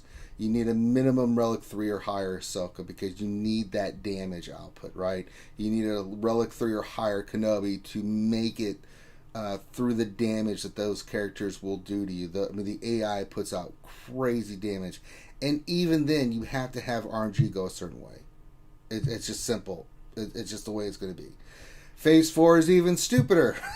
Because you're going to need a lot of things. Minimum Gear 12 on the characters. You're going to need Zetas on B2, B1, and especially Jordica. Loki could attest to this because he tried to do it without it, and then he said, okay, this is stupid. I'm not... And he had relic characters, but it just wasn't working. As soon as he did Zeta on Jordica... I did it without Droideka Zeta. I'm sure you did. Again, RNG can work for you, but the relic characters on phase 4 minimum that most people had success with was B1, right? Relic 3 or higher, and Asajj Relic 3 or higher. That's the minimum. Now, if you can get all those characters higher relic, then it gets significantly easier, right? If your characters are much higher relic, maybe you can get away with not having a Zeta or something like that. But that's the minimum. You need just the bare minimum, and then you need RNG to go your way. If they attack in a certain order, you might as well start over. Like, if certain things happen in the beginning, you might as well just stop and refresh and go again, because you are not winning. Especially in phase 4. You knew in phase 4, as soon as, like, all right, Magna Guard died in one hit, or Asajj is already dead, just refresh and start again, because you're not winning. You have to get it down to a certain point with those characters, and then you still have a shot at it. You only have a shot at it. So it's a lot of RNG. But the higher you can get the relics on those characters, the easier it is. It's still not easy. I saw people that had relic characters, like Loki, and it took them a couple hours to still do it, because it's a brutal, but hopefully that minimum there will help you get it. So just think about those characters at a minimum. If you can go more than that, great. If not, then try to do that. So, okay. Yeah, it's not fun. All right. Next question. Adastra, you had a chance to look at all the stuff about Lightside GOTV, right? Like their I've been skimming it, and then we're gonna do like an analysis, for our guild and stuff. So we're kind of looking over it, because we're definitely going to try it. So I'm looking forward to telling people what they have to do. Okay, so the question from Clone Troop 211 is: am I reading this right that you will need all 3 capital ships in all of the phases in Lightside GOTV? Oh, like throughout? Well, I mean, the first one, if they're referring to that, there's been a lot of confusion on that people are thinking there's going to be 3 ship battles, and that's not true. It's just showing us what we have a chance to face, similar to how we can face the Negotiator or Mace's capital ship in this TV. So it's the same for that. There's never going to be 3 ship missions, if that's what they're asking. Yeah, I'm pretty sure that is what they're asking, and I think, if I remember correctly, CG has modified their post after that. Did they clarify it a little better? Because I guess the wording, right away, I knew what they were meaning, but I guess the wording was kind of threw people off, that people were fearful that, oh my god, there's 3, since we have all these capital ships, we have to do 3 missions. It's like, no! It's like, come on, guys. I mean, I know it's CG, but come on, they're not going to do that. Yeah, no, they have not clarified the options, it yet. That one of them, we're going to have to face the Malevolence, and then there's the option of Chimera or Executrix. So it's gonna be the same setup of Negotiator or Mace's ship. So yeah, fear not, you only have to do 2 of them. Yeah. Still it's gonna be rough. It's still kind of worded poorly because they have like top territory, right? Then they have combat missions. They list 2 of the ships. Then they list squadron mission, but it's blank underneath. So I don't know exactly how that works. I think it's phase 3 that actually has something listed. Yeah, phase 3, I think has 2 things listed there. I'm just checking right now because I know it was confusing when I was. Yeah, phase 3 actually has both capital ships listed in the combat mission, and then one listed the Malevolence in the other one. So maybe it's switching between the 2. It's very unclear. Yeah, it's gonna switch just like we already experienced. You gotta keep in mind this is gonna be a clone of what we already have. So they're just gonna the Malevolence is gonna be the big scary one, like how the Negotiator is a scary one here, and then we got the others. So yeah, it's not gonna be 3. Yeah, if they do that would just be overkill. Yeah, I think all hell would break loose if they made all 3 capital ships needed for that. Especially since you can't get like a 7-star Negotiator and then you completely ignore the Malevolence. No one's gonna be happy about that. All right, Warrior. Question to you from Sean Ragnar the Red Kelly. He says, any idea what content will come after the new trilogy stuff? And he says, yay to new trilogy stuff. Breaking. Mace Windu rework, possibly coming in March of 2020. I'm not even kidding you. Apparently on the Galactic War Report, they had a developer on the Galactic War Report who at 54 minutes and 40 seconds of Radio Free Tatooine's latest Galactic War Report episode 179, at the 54:40 mark, they said that they basically built out a reworked Mace, wasn't able to balance him in time and can't bring him out for this time, but they're going to try to finish him out and bring him out just after he no longer matters. Yay! So they hinted at it. That basically they built a reworked Mace. They just weren't able to bring him out in time, according to this, and that they hinted that they couldn't get him in this round, but they'll try such for a next round. BS excuse. So hopefully in March of next year, when nobody cares about Lightside GOTB anymore, he'll come out. Yeah. So for everyone in the chat, if you guys want to get a triggered Jedi Master Adastra, ask Mace Windu questions. And then after that, March, you guys know March is always the Sith month. They've done that. They've been doing that now forever. So they're going to go back to Dark Side and try and come up with something, I'm sure, to try and keep with the Sith push. So who knows what they're going to pull out of that. My guess is there may be something Sith related from the movie, and they'll spill that movie Sith stuff into March. For example, there's a new Sidious or something, a reformed Sidious, that kind of thing. They'll make him the super duper legendary, super rare, ultra mega event in March for him. That would be pretty cool. All right. Okay. Next question, Adastra. A question from Kane77 said, I just got Watt. What team is he best in, and what are his mods? And I'll just throw in there, does he work well with Mace? Sorry. Actually, he would, technically. Because you could use you're not wrong. Mace as a tank. Mace has a tank tag, so you could use him as a tank in a team. Science. For the tank check from Watt. So there. Science. Okay. Oh, man. I'm going to be sad about this for a while, I think. Anyway. Dasher comes on the show. It's like, I'm having the best day of my life, Mace Windu. I hate you, Ranger. You're such a dick. Congratulations. Watt is an amazing character, unlike awesome. Mace. So you'll have a lot of fun with him. Like Mace. But no, seriously, so they just got him, so he's 5-star then, right? You said he just got him, so that'll kind of change a little bit. But, man, I maybe lose. Were they asking modding and team? Yeah, mod and what team he's best in. Okay, so modding, you're pretty much gonna go for speed. At the 5-star, he's gonna be pretty squishy, so do protection primaries with speed. So he can kind of survive past, if you have I'm assuming you're gonna Zeta him. If not, I'd highly recommend a Zeta on him. He is such an amazing character, both on offense and defense. So that Zeta is huge. So then throwing speed on him, and then having the protection on top of that, hopefully he'll get around to doing more of the tech. So depending on, what you're using him against, he might end up banged before he can get, a third tech out. But by then you should be set up, assuming you have speed and ample protection to keep him alive from an enemy that will AoE or that could focus him down, like CLS. Han could stun him out the gate and, you're screwed then.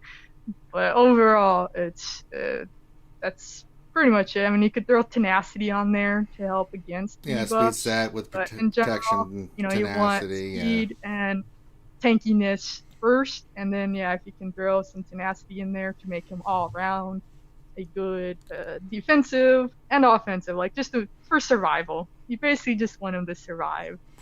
And then teams, shoot, you got a lot of options. Anything he works on. We did this yesterday during the lunch stream. This is my question, mister. Well, I'm a host, and I can jump in whenever I want, Miss Mace Windu Sadness. I was gonna lay out a nice little. Well, no, I was gonna do a segue for you, but never mind. I was just gonna say, I was a stupid team that Shadow had me run yesterday just to show how good he was, to give you the opportunity. But you go ahead, Miss Jedi Master Adasha, not getting Mace Windu, Poopy Pants Doo-Doo. We have Mace Windu. We're just not getting the rework. That's true. Okay, so not the rework yet. Let's go. Well, no, I was gonna say like just the basic idea for forming teams around Watt is to make the most out of his tech.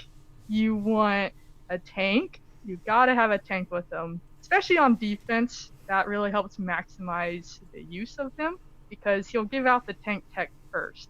So you want a tank there, and then that'll add to the general survival of your whole squad. So you're gonna want to choose a good tank. Like, don't just do anyone. I mean, if you're limited on characters, choose the tank that has the most H+B, protection pool, so they'll survive. But generally, you would want someone that can kind of regenerate some of that protection on top of it. So that's like, Old Republic is a good candidate for that. I think Clash has some really awesome videos on that with the Zalbar and Vandor combos. And that really helps. And that's good for offense and defense to use those two characters with Watt. And then generally you're going to want an attacker with that. So after you choose your tank, then you're also going to want a key attacker. So usually it's going to be strong character. If you're doing the Old Republic, you can do mission, for attacks away. But in general, you can just choose any strong attacker. Like Wampa, of course, is a good candidate. Mm-hmm. You can go with Dooku to keep the Separatist theme, Dooku or Jango. Those are a popular one to have with them, just because you can get the speed factor too. And that's where you have your choice of leaders. So you could do, if you keep the whole Separatist theme, the Newt lead is popular for that reason of the speed aspect. Like, have a well-modded Newt, a fast Newt. You can just get that profit extortion stuff running like crazy, and then you have an attacker on there dealing out damage, and it could be some pretty nasty teams. And then in general, for counters, you just throw Watt and hit with anyone, and he'll enhance the team. So, CLS, that's been the popular one a lot. And First Order, Galactic Republic. I've seen people throwing Watt. Pretty much, you really can throw him anywhere. But to maximize his use, you just choose a tank, an attacker, and then your leader. But overall, you're going to be enhancing pretty much any team you throw him on, offensively or defensively. It's just the popular ones is throwing him with the Separatists because of that synergy. He's going to boost their health too. But at 5-star, you're not going to be giving much of that health boost, so don't get stuck on, oh, he needs to go at Separatist to get the best out of it. Like, no. You can throw him anywhere. And, you know, like, again, the top ones, Grievous, First Order, the Newt combos, which I like. And that it's pretty good. Like, I've been having a lot of fun. I'm sorry, Adastra. People in chat. We gotta. You guys are awful. Seriously. So, first off, what else 73 puts in a question, says, wow, Lady Adastra seems to be burning quite a few others today. She must be bothered by something, like Mace not getting reworked or something. And then Kane... I'm definitely not. Salty. My light side, you know, like in those video games, how you have light side, dark side balance. My light side, I think I've lost a few points over this Mace crap. She tried to use vape I pad am and it wouldn't legitimately, work. like, when I saw that confirmation, like, I was gutted. That it's just like, are you explicit kidding me? Well, then Speaking of which, that is perfect. Because K77 just did $2 and said, thanks. Hashtag Mace is a mother. Please. Oh, let's get another question, please, Finn. Oh my God. All of my hate. Alicia anger. Ranger's right. He found a way to start converting you to the dark side, Adastra. It's happening. Have you not seen? Yeah, I mean there's no way I'd ever. It's moving in that direction. It's unavoidable, Adastra. You like your father will be mine. Thank you very much. All right, Warrior. Question to you from Wolfell, and his question is: are they pushing endgame content too far for newer or younger players? The goal seems to be moving too fast and further out without any major changes to get mid-game players, let alone endgame. Well, I think that question was resolved by their packs that they're going to release, where you get to buy your way to the top, but you won't have the mods to compete. So, because they're not going to fix mods, of course. So, they're going to bring out this new journey that you get to pick whatever you want and do whatever you want whenever you want. And when you can't get there, they're going to have these amazing packs for probably $100 that are going to have a bunch of characters and gear for that particular journey. And you can just buy your way to those characters. Like I said, you won't have the mods to make those characters worthwhile. So you'll suck, but you'll have a really good GP roster. And you'll be able to catch up as far as the characters are concerned. You won't have any Zetas and you won't have mods. And you'll be competing against the Krakens of 4 years ago. But, you know, you can catch up. Yeah, try to get all your characters to Relic and all that and have 14 speed mods against these other guys and see what happens. It's not good. Yeah. It's not good. All right. Question for Adastra. 77. I can't look at chat anymore, man. They're just really trying to push those buttons, man. Do they speak English and what? Oh no. Segue to Jedi Master Dasha, soon to be Lady of the Sith Dasha, force choking all of us. Which is unfortunately a Watt question. So JLY9 question: what are some tips and tricks for the Watt special mission in Darkside TV? That's a good one. Oh, yeah. I haven't done that mission yet. We're waiting to get all the platoons filled up before I get to actually attempt it again. Because last time I didn't get to. I didn't have a 7-star Watt to try it. But you didn't need it last time. Remember, they dropped all the requirements. No, I know. They're asking about using Watt or just mission. They're just asking about any tips and tricks for the special mission. Oh, I thought like to use Watt with it because he's required with. He's required. Yeah, they're just asking for tips and tricks for it because they haven't done it yet. I did it with Darth Revan and got stomped, so it didn't help. Yeah. Well, yeah, you got to use. Yeah, that's not gonna work. Separate. We did Grievous. We used Grievous with Watt, and that did it when there are no restrictions or whatever. Mm-hmm. But with Dooku being required in there, we're all paranoid now. We're gonna get the bug the freeze Mhm. bug or disappearing buttons bug. But no, it's actually. I mean, again, I haven't gotten to do it myself yet. But with Watt there, it actually isn't too bad. Watt is basically your MVP. Because he can revive your Separatist. So you will likely lose someone unless you have them decked out, relicked like crazy. But as long as your Watt can survive, you can keep the team going to revive them as needed. You're going to use the tank tech initially, of course, and the attack tech. So, I mean, it's pretty much just a survival thing. Like, there's really not much strategy to it. You're going to be applying the same mechanics you did on the other phases. Use Dooku's ability blocks and stuns. Just spread it around to, prevent the AoEs from destroying you, basically. Yep. If your Watt can survive, that's going to be your main. You just need to have him help pull you through. So it's, again, there's really not much strategy. You just hope to the RNG, that will see you through and not focus down Watt, and then you can make it through. There is one strategy that's consistent throughout all of Darkseid GOTV when you're using General Grievous and B1 together.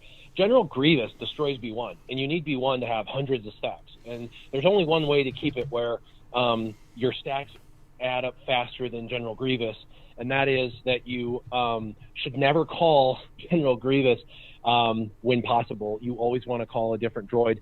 So that way, because every time he goes, he hurts and you lose stacks. So you don't want to ever call him to assist unless it's like you definitely need to finish off a particular hard character and you need him just to do that basic and mollywop the dice.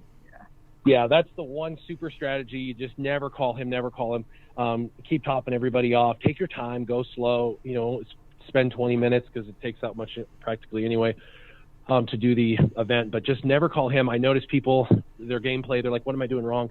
And they'll send me it and I'll watch it. And they're always calling Grievous because he does all the damage. So they're constantly calling him. And then their B1's dead in round 3 or the beginning of round 4. And that's why, because they're calling him and he's hurting B1. So just never do that. And then you can get into the 240, 260 stacks, and that you're going to win. You're going to win with that many stacks. And so that's kind of the one secret trick. I think just a lot of people, it's counterintuitive to not call your number 1 damage dealer, but that's what you have to do if you want to keep B1 around till the 4th phase. But like you said, unless you can finish off, because that's huge if you can get that special buff going. Yep. And then with the rocket droid, call him with either your most high level, high relic character, or with your highest potency character, or your highest attacker. So you can kind of go different routes with your rocket droid summon, since he'll mimic whoever summons him. And then wait to summon him initially, because he'll clear buffs. A lot of people will just call him turn 1. But you don't have to call him that soon unless you want to get the assists going, I guess. But I like waiting to call him until there's buffs up and he can just dispel everything. So you're not getting, there's the taunt counter attacks that'll wear down your characters. It's nice to just have clear the field as you mow them down. But, all right. Yeah.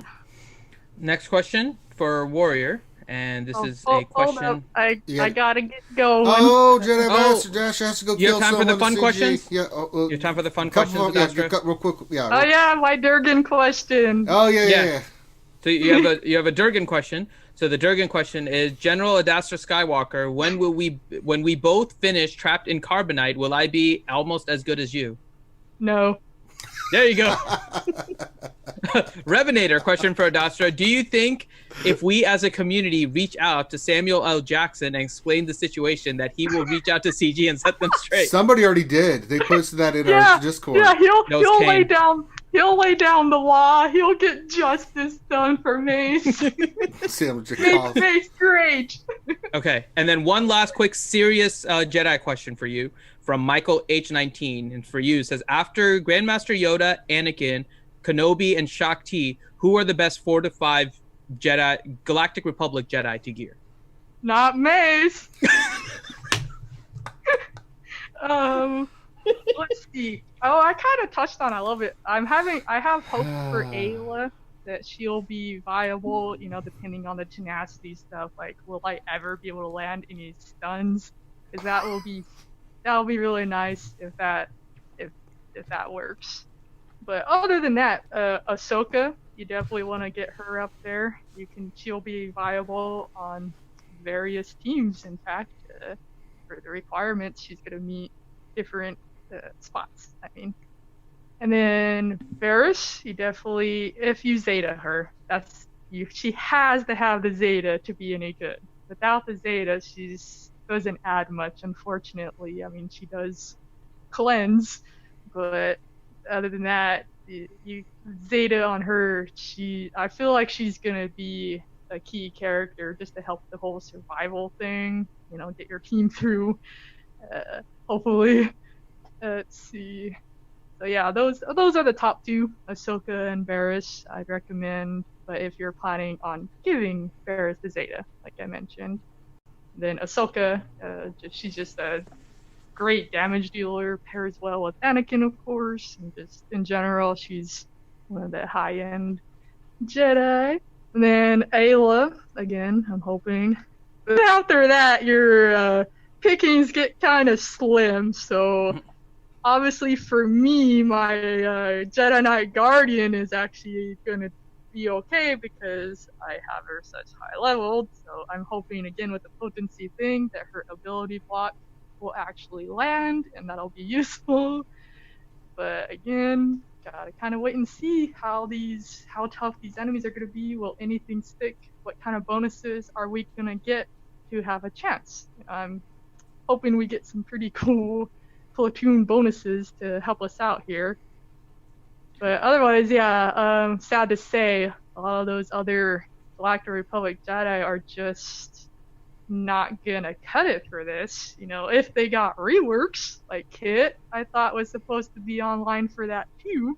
That Mace and Kit would get rework love and help for this exact reason. Like, a lot of these characters, even though I use them in Arena, or Grand Arena, doesn't mean they're gonna translate well to use in this PB.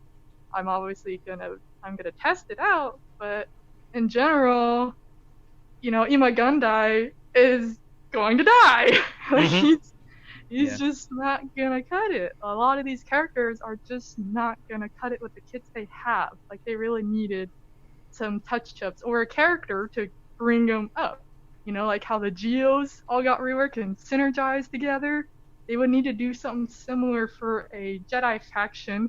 Like that popular theory of the council members. Something. So. All right. Yeah. You mean hey guys, I gotta go. I'm sorry. You guys have a good day. I gotta go. I'm ready. So what's even Warrior left before me? Warrior's leaving too.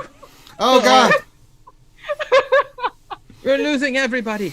We're losing everybody. A everybody. couple questions left too. Okay. Well, Jared, Master Dash, go do your thing. We'll wrap everything up, madam. All right. Yeah. Maybe I should make a video, right? Oh God.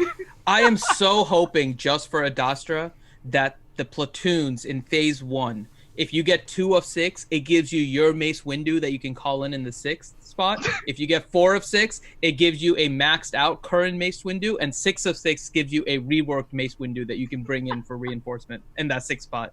I'm so hoping they do that now. The summon. That's a good point. It's just a Mace Windu summon. Everywhere in the TB, you get a summoned Mace Windu. Every single one. Oh my gosh. They're going to give us some lame clone that we're going to get in here now, just like they give us a droid. They're going to give us some lame clone. It's just going to be a no-name character. Yeah. No, they need to give us Mace. Mace for platoons. That's what we need right now. I want one-handed Mace. Him and Trey can be buddies. All right, Jedi Master Dash, go do your thing. We'll wrap it up for you, hon. All right, Jedi Master Dastra. Find me on YouTube of the same name, or on Discord. I lurk around a few servers. So or ask Durgan, he knows how to find her. Yeah, Durgan. Durgan knows how to find everyone. Yeah. Oh, God. Good old Durgan. Jurgen. But yeah, if you have Jedi questions or need help, I like helping in that regard. All things Jedi. So it is fun again on that point that people are building them up more and more. But my channel just Jedi related for the most part. I do some of the Sith raid videos too, and then I'll be doing some TV videos, of course. Once the light side drops, I will have fun posting my attempts on those missions. See what my high level Jedi could actually get me. Mm-hmm. So it'll be good test, I guess. Do. And Jedi rule most of them, except for Mace. All right. Have a good rest of your day, Adastra. All right, you too. Take care. All right. So we have a couple of questions left, and then we have some around the corner. Don't worry, questions. I got it, Finn. Let's do this. I know we had some questions for Warrior and stuff. Well, we can try to answer and help them out. Yeah, but let's help out the folks. All right, so first question, BSP. My question is about mod stats other than speed. I'm hearing that it's worth keeping percent secondaries like health and offense if they've rolled more than 3 times. What about flat stats? You're keeping those too. So the percentages become better than the flat stats primarily once you take them to 6E. Yeah. If they remain 5As and below, the flat stat will usually give you a better outcome if they both hit like the same number of times. Whether or not you take a mod to 6E depends on how many Gear 12 and higher characters you have. So it really depends on where you are with your roster.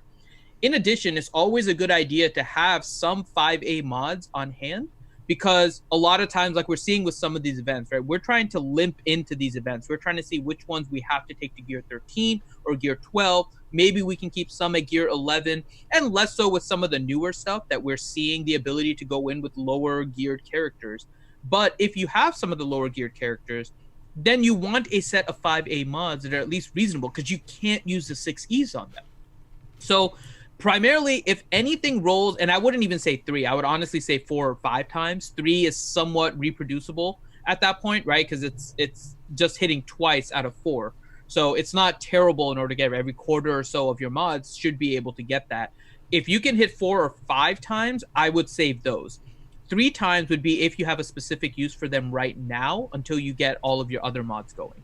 So that's the way I would handle the percentages in the offense. And again, depends on where you are with your roster as well to say exactly whether or not these mods are good for you, whether this one is not. Because as Warrior said, like with these journey guides and these kind of things coming, right, they might help you get the characters.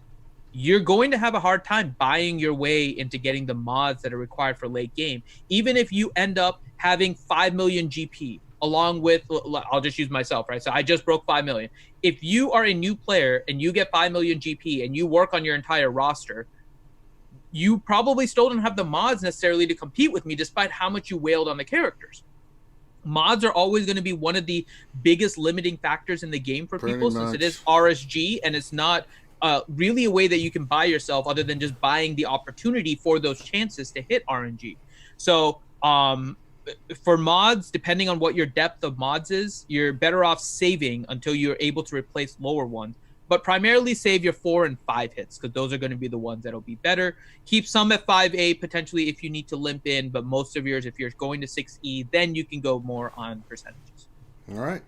And then the last regular question from Elliot Worsfold. He says, I rarely see Phoenix or Ewoks or any other easy team on GAC defense anymore. Have Nest and Wampa shifted to become more defense characters as a result? Nest more defense, Wampa more offense. You still can use Wampa on a team that you can plug him in anywhere. You can keep Nest for offense. She's still great on offense as well on a team, right? If you can't use her for the solo purposes. That being said, last GAC match I did had Phoenix Ewoks, and I was like, what is happening? But typically now I use Nest on my Kira team on either offense or defense. I'll put her down on defense. You can use Nest on your bounty hunters. She works really, really well with those kind of scoundrel teams. She gets a lot of the bonuses and stuff that makes her even more of a pain in the ass to deal with.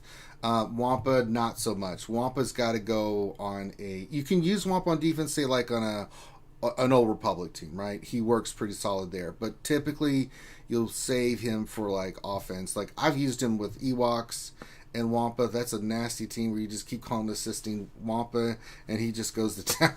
it's funny as hell to watch. So yeah, defense more for Nest, save Wampa for offense.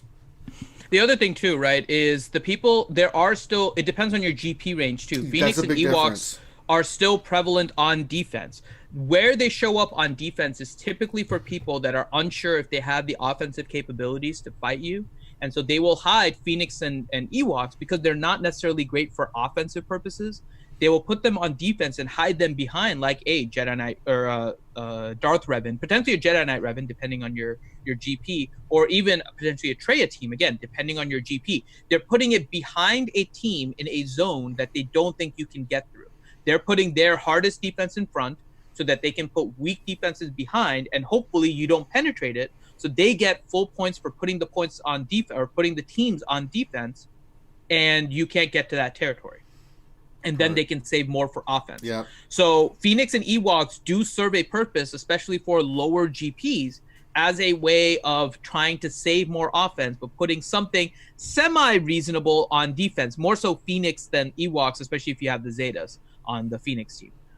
But they still can appear, but it really varies across the spectrum based on which division you are, and even within the divisions, what your GP range is. Because I too saw Ewoks and Phoenix last week in the last GAC. So, and that's at Division 1, 5 million. So you'll still see them on defense, but there is a strategy behind it that causes them to show up. There you go. Okay. Now we have a couple. We have a few around the corn. Around the corn. Yep. Around the corn. Yeah. So, yep. So Joao Calvacanti says, did someone hear the new Galactic War podcast dev interview? They explained what Journey Guide actually is. It is just a checklist to say if you're ready or not for the event. I didn't get to hear the whole thing. I haven't had a chance to listen to it. But I heard part of it. And basically, even though they're just providing like a checklist, it tells you which characters you need and don't need, right? Which is effectively what the pillar system is that Warrior does. They're not necessarily forcing you to do something, but it's telling you which characters are useful. And if you go through that list and you compare it to the characters in the game, you will find that about half to maybe 2/3 of the characters are not going to be on that journey guide when it eventually comes out, which is going to show you how great half your roster is. Like basically they're telling you half this roster is garbage, rather than letting a YouTuber be the critic of the characters and say that these are the ones you need to focus on. They're doing it to themselves, which is part of the problem. Well, we don't know. We'll see which way they direct folks, right? Because it could just be they just push out like the events for content and things of that nature. They're doing that too, but they are doing something to guide players in some way towards those final results. Hopefully. And you're seeing which characters aren't going to be utilized, which is part of the problem. Yeah, there you go. So, okay. Then next one is from Joao Calvacanti. It says, how did you guys spend your anniversary gift? Zeta went on Watt. Mine too. I think Stun Cuff on mine went to Jawa Scavenger. I haven't really done any other gearing yet because I just taken Echo to Relic 3. I am working on Watt, getting him to his gear level because I just missed getting him 7 stars this TV, so I'll get him next TV. He'll be 7 stars, so I'll save up he'll be gear 11, but really the gear I'm kind of hoarding at the moment because I'm working on characters. I'm waiting for double drops, so I'll do double drops and then see where I'm at. But I am going to do Han, I am going to do Chewie. I'm working on getting a lot of these life side characters, at least to Relic 3. I know they need to be higher, but at least because I've mainly been using my cantina for all the salvage that we need and stuff. So I haven't really spent a lot of it yet. A lot of it's just still sitting there because I haven't taken anybody to Relic or higher or used any of the gear yet. I'm being really specific with the characters I'm gearing. I don't know about you, Finn, but kind of hoarding. So I'll just say it. I am trying to manipulate the GAC system in some ways. The matchups that I'm getting have me with top 80 characters and everything that are roughly the same, right? And most have some difficulty against my Darth Revan team because of my mods. Because of that, I am trying not to do anything with my top 80 because usually it ends up that there's at least 1 or 2 teams that either I will attack them or they will attack me where it requires maybe more than one attack. And so that makes it so that you now dip into the characters that are below top 80. So I have actually been trying to work on the characters below my top 80s to allow me to have better secondary attacks, which then doesn't impact my GAC, but increases my chance of having a full clear. So I've been working on Jawas. I've been working on Ewoks a little bit more. I'm working on my droid team, like my Grievous droid team, because I need that team anyway. So I am focusing on the ones that I need for gas, but also I'm focusing on the characters that fall outside of my top 80 GP so that I can increase characters for those extra attacks, because GAC, the matchmaking, depending on where you are, if you focus on the top, you're going to be facing people with higher top 80 GP, which means they're going to have more consolidated GPs and they're looking at like the deviation. If I have a good matchup in the top 80, what's my incentive in order to do that? I'd rather just work on the other characters and have fun with the characters I want. So like I mentioned to you before, I'm working on young Lando to try out a team. I'm working on like a Newt team right now that was kind of fun to go against in my last GA. So that was a fun team. So I'm working on that. So for me, I'm working on sub top 80 characters to try and bring them up to gear 11, gear 12, and just make my GAC life easier, because that's the way that it's set up. Sounds like a plan. All right. Michael H19, question around the corn. What Galactic Jedi are you planning on gearing for the light side missions? Not many. They just suck. I've done clones. I'm taking Cody to 12 and probably Relic. The Jedi that I have done are already squared away. So Kenobi, Anakin. I'm going to do Grandmaster Yoda, Relic. The top tier of Jedi, Shaak Ti, I'll go to Relic. But somebody like Luminara, Eth Koth, none of them are. I'll platoon them. If I don't have to use them, I'm not going to. I just think they're garbage. They just suck. They're going to get destroyed in this event. I don't care if they're relic or not. These we've seen with the taste of what is in dark side GOTB. Amplify that to light side GOTB, and these outdated kits and characters are going to get stomped. So I'd rather focus on Padme and the gas team and CLS and the clones, and get all those relics and do something with that than I would the Jedi. Okay. And now we're on to fun questions. So first question is Stone1414. He says, is Ranger really a Mandalorian? The Mandalorian? No, I'm a Sith, but I will use Mandalorians for my cause. But, there you go. But I have a hatred there because I am a revanchist. I am part of that, and we did. Well, let's just be honest. We genocide the Mandalorians. So, Revenator, will Disney be remaking Episode 2, Attack of the Clones, to record over the Django Reek scene to show Shaak Ti saving the day over Mace? Wow. That's really? Yeah. Grim, are we going to stream some Wotan the Invincible runs today, Finn? Yeah, my goal is to do that later today. He's the new raid boss in Borderlands 3. Oh, well, yeah, so it's for the day, for the rest of the schedule, I gotta go do an errand real quick, then I'll be back, then I'm gonna do some Jedi Fallen Order. What time are you planning on doing Borderlands, Finn? I don't know. There's not a set time yet. I have to see what's going on with my modem. That's part of the issue, too. Okay, well, I'll do Jedi Fallen Order. We're going to do some more of that today because I'm getting through where the Night Sister part. It's been a lot of... Actually, no, we're at the next... It's been... The story arc of this has been really fun. So we'll do some more of that. Then we'll do some more Borderlands. And then tonight at 10, right, we'll do our Mandalorian spoiler review of Episode 3. I can't wait. I know Finn can't wait to talk about this episode. And... warning, spoilers, don't watch if you don't want spoilers. It's in the title, it's in everything, so you've been warned. Yeah, quick thing, guys. I know, Leonardo, I couldn't get to your question because it came in too late. We're already kind of over time, so these are the questions we had collected at that time. But if you guys join our Discord, we'll gladly answer. I'll answer that one real quick if you want. Yeah, go ahead. Quick. So his question is, can General Skywalker team solo the heroic AAT? I don't know yet. I would say yes, but I want to get him to get 7 stars, and then I would say yes. Because all those teams in there. He's going to be taking so many turns with the clones. Oh my God! Can you imagine Gas doing that? Finn, it's going to be, it's going to be crazy. It's going to be crazy. So, but yeah, do remember, guys, we only keep this about 2 hours, just a little bit over to We're a finish little bit any over questions today. that I We're had just collected. finishing, yeah. So it is kind of first come, first serve with the questions. So if you guys do want to come, remember 10 a.m. Eastern time every Saturday. Get in your questions first, and then we'll make sure we answer it. Yes. Danilo Papayas, question was for Warrior, but Warrior's not here, but we'll answer it. It says, if CG renames the packs and labels them content bundle and strategy bundle, does this mean everything is fine? No, it doesn't. The problem isn't that they're releasing the bundles, right? The problem is that they're not releasing anything else with it.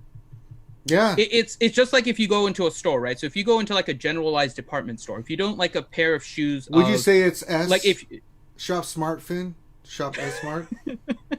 I mean, so basically it's like if you go into a department store and you want to buy a pair of shoes, right? And if you go towards like Jimmy Choo shoes, they're going to be expensive as hell. So if you don't want to spend that amount, you have other options. Some people will buy those shoes, other people won't. Sure. But if you go directly into the Jimmy Choo store and you're trying to buy those shoes, then you're going to be stuck buying those shoes at that price. We're right now inside of that store, right? We don't really have any other options for CG. Either we buy them or we don't buy them. We want the options of buying them. And so we want the options of buying more things. I think they're not giving all the people different opportunities in order to get stuff. And so I think that's the bigger problem. It's not necessarily what they're calling it, just having more variety. All right, go ahead and read it, Ranger. Algie Girl donated $5. She said, is Finn cosplaying as a lumberjack this morning? He's a lumberjack and he's okay. He sleeps all night and he works all day. Finny Crockett, king of the wild frontier.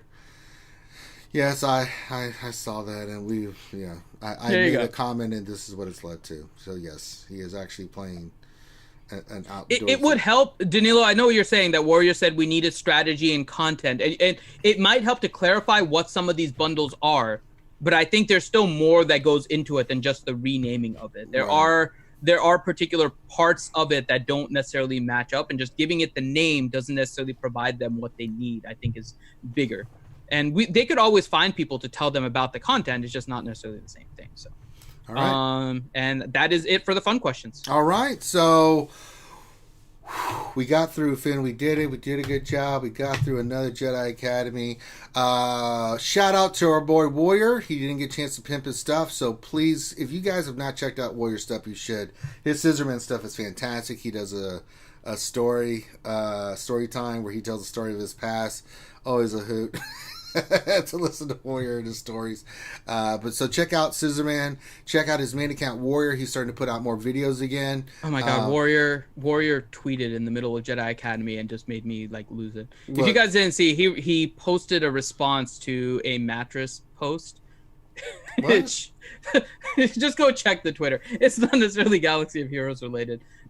The post was showing how they're advertising a bed and one side is soft and the other side is firm. And they posted the mattress there and said you can just flip it if you want to see whether or not it's firm or soft. And one of the responses was, yeah, we have this, me and my wife have this argument every time. I like it soft, she likes it firm, so we alternate who sleeps under the mattress. It's the most ridiculous thing. If you look at that mattress, it's literally the top half is soft and the bottom half is firm. It's the most ridiculous thing.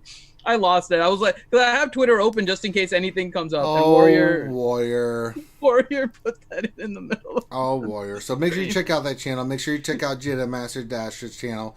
Make sure a lot of them are not here today, but like Operation Metaverse, the Alliance. Who else? Let's go through our boy Urs in the Hall. We got It's Just Ian, Xylo Takedown, Mandalorian, the Escape Podcast. You gotta get the which just had Operation Metaverse on there. I haven't had a chance to listen to that, so I'll have to go back and listen to that. So all kinds of great content creators. Find the ones that you like, subscribe, give them a thumbs up. Watch their videos. It does help with the algorithm. For us, stop what you're doing. Give us a thumbs up. Subscribe to this channel as well.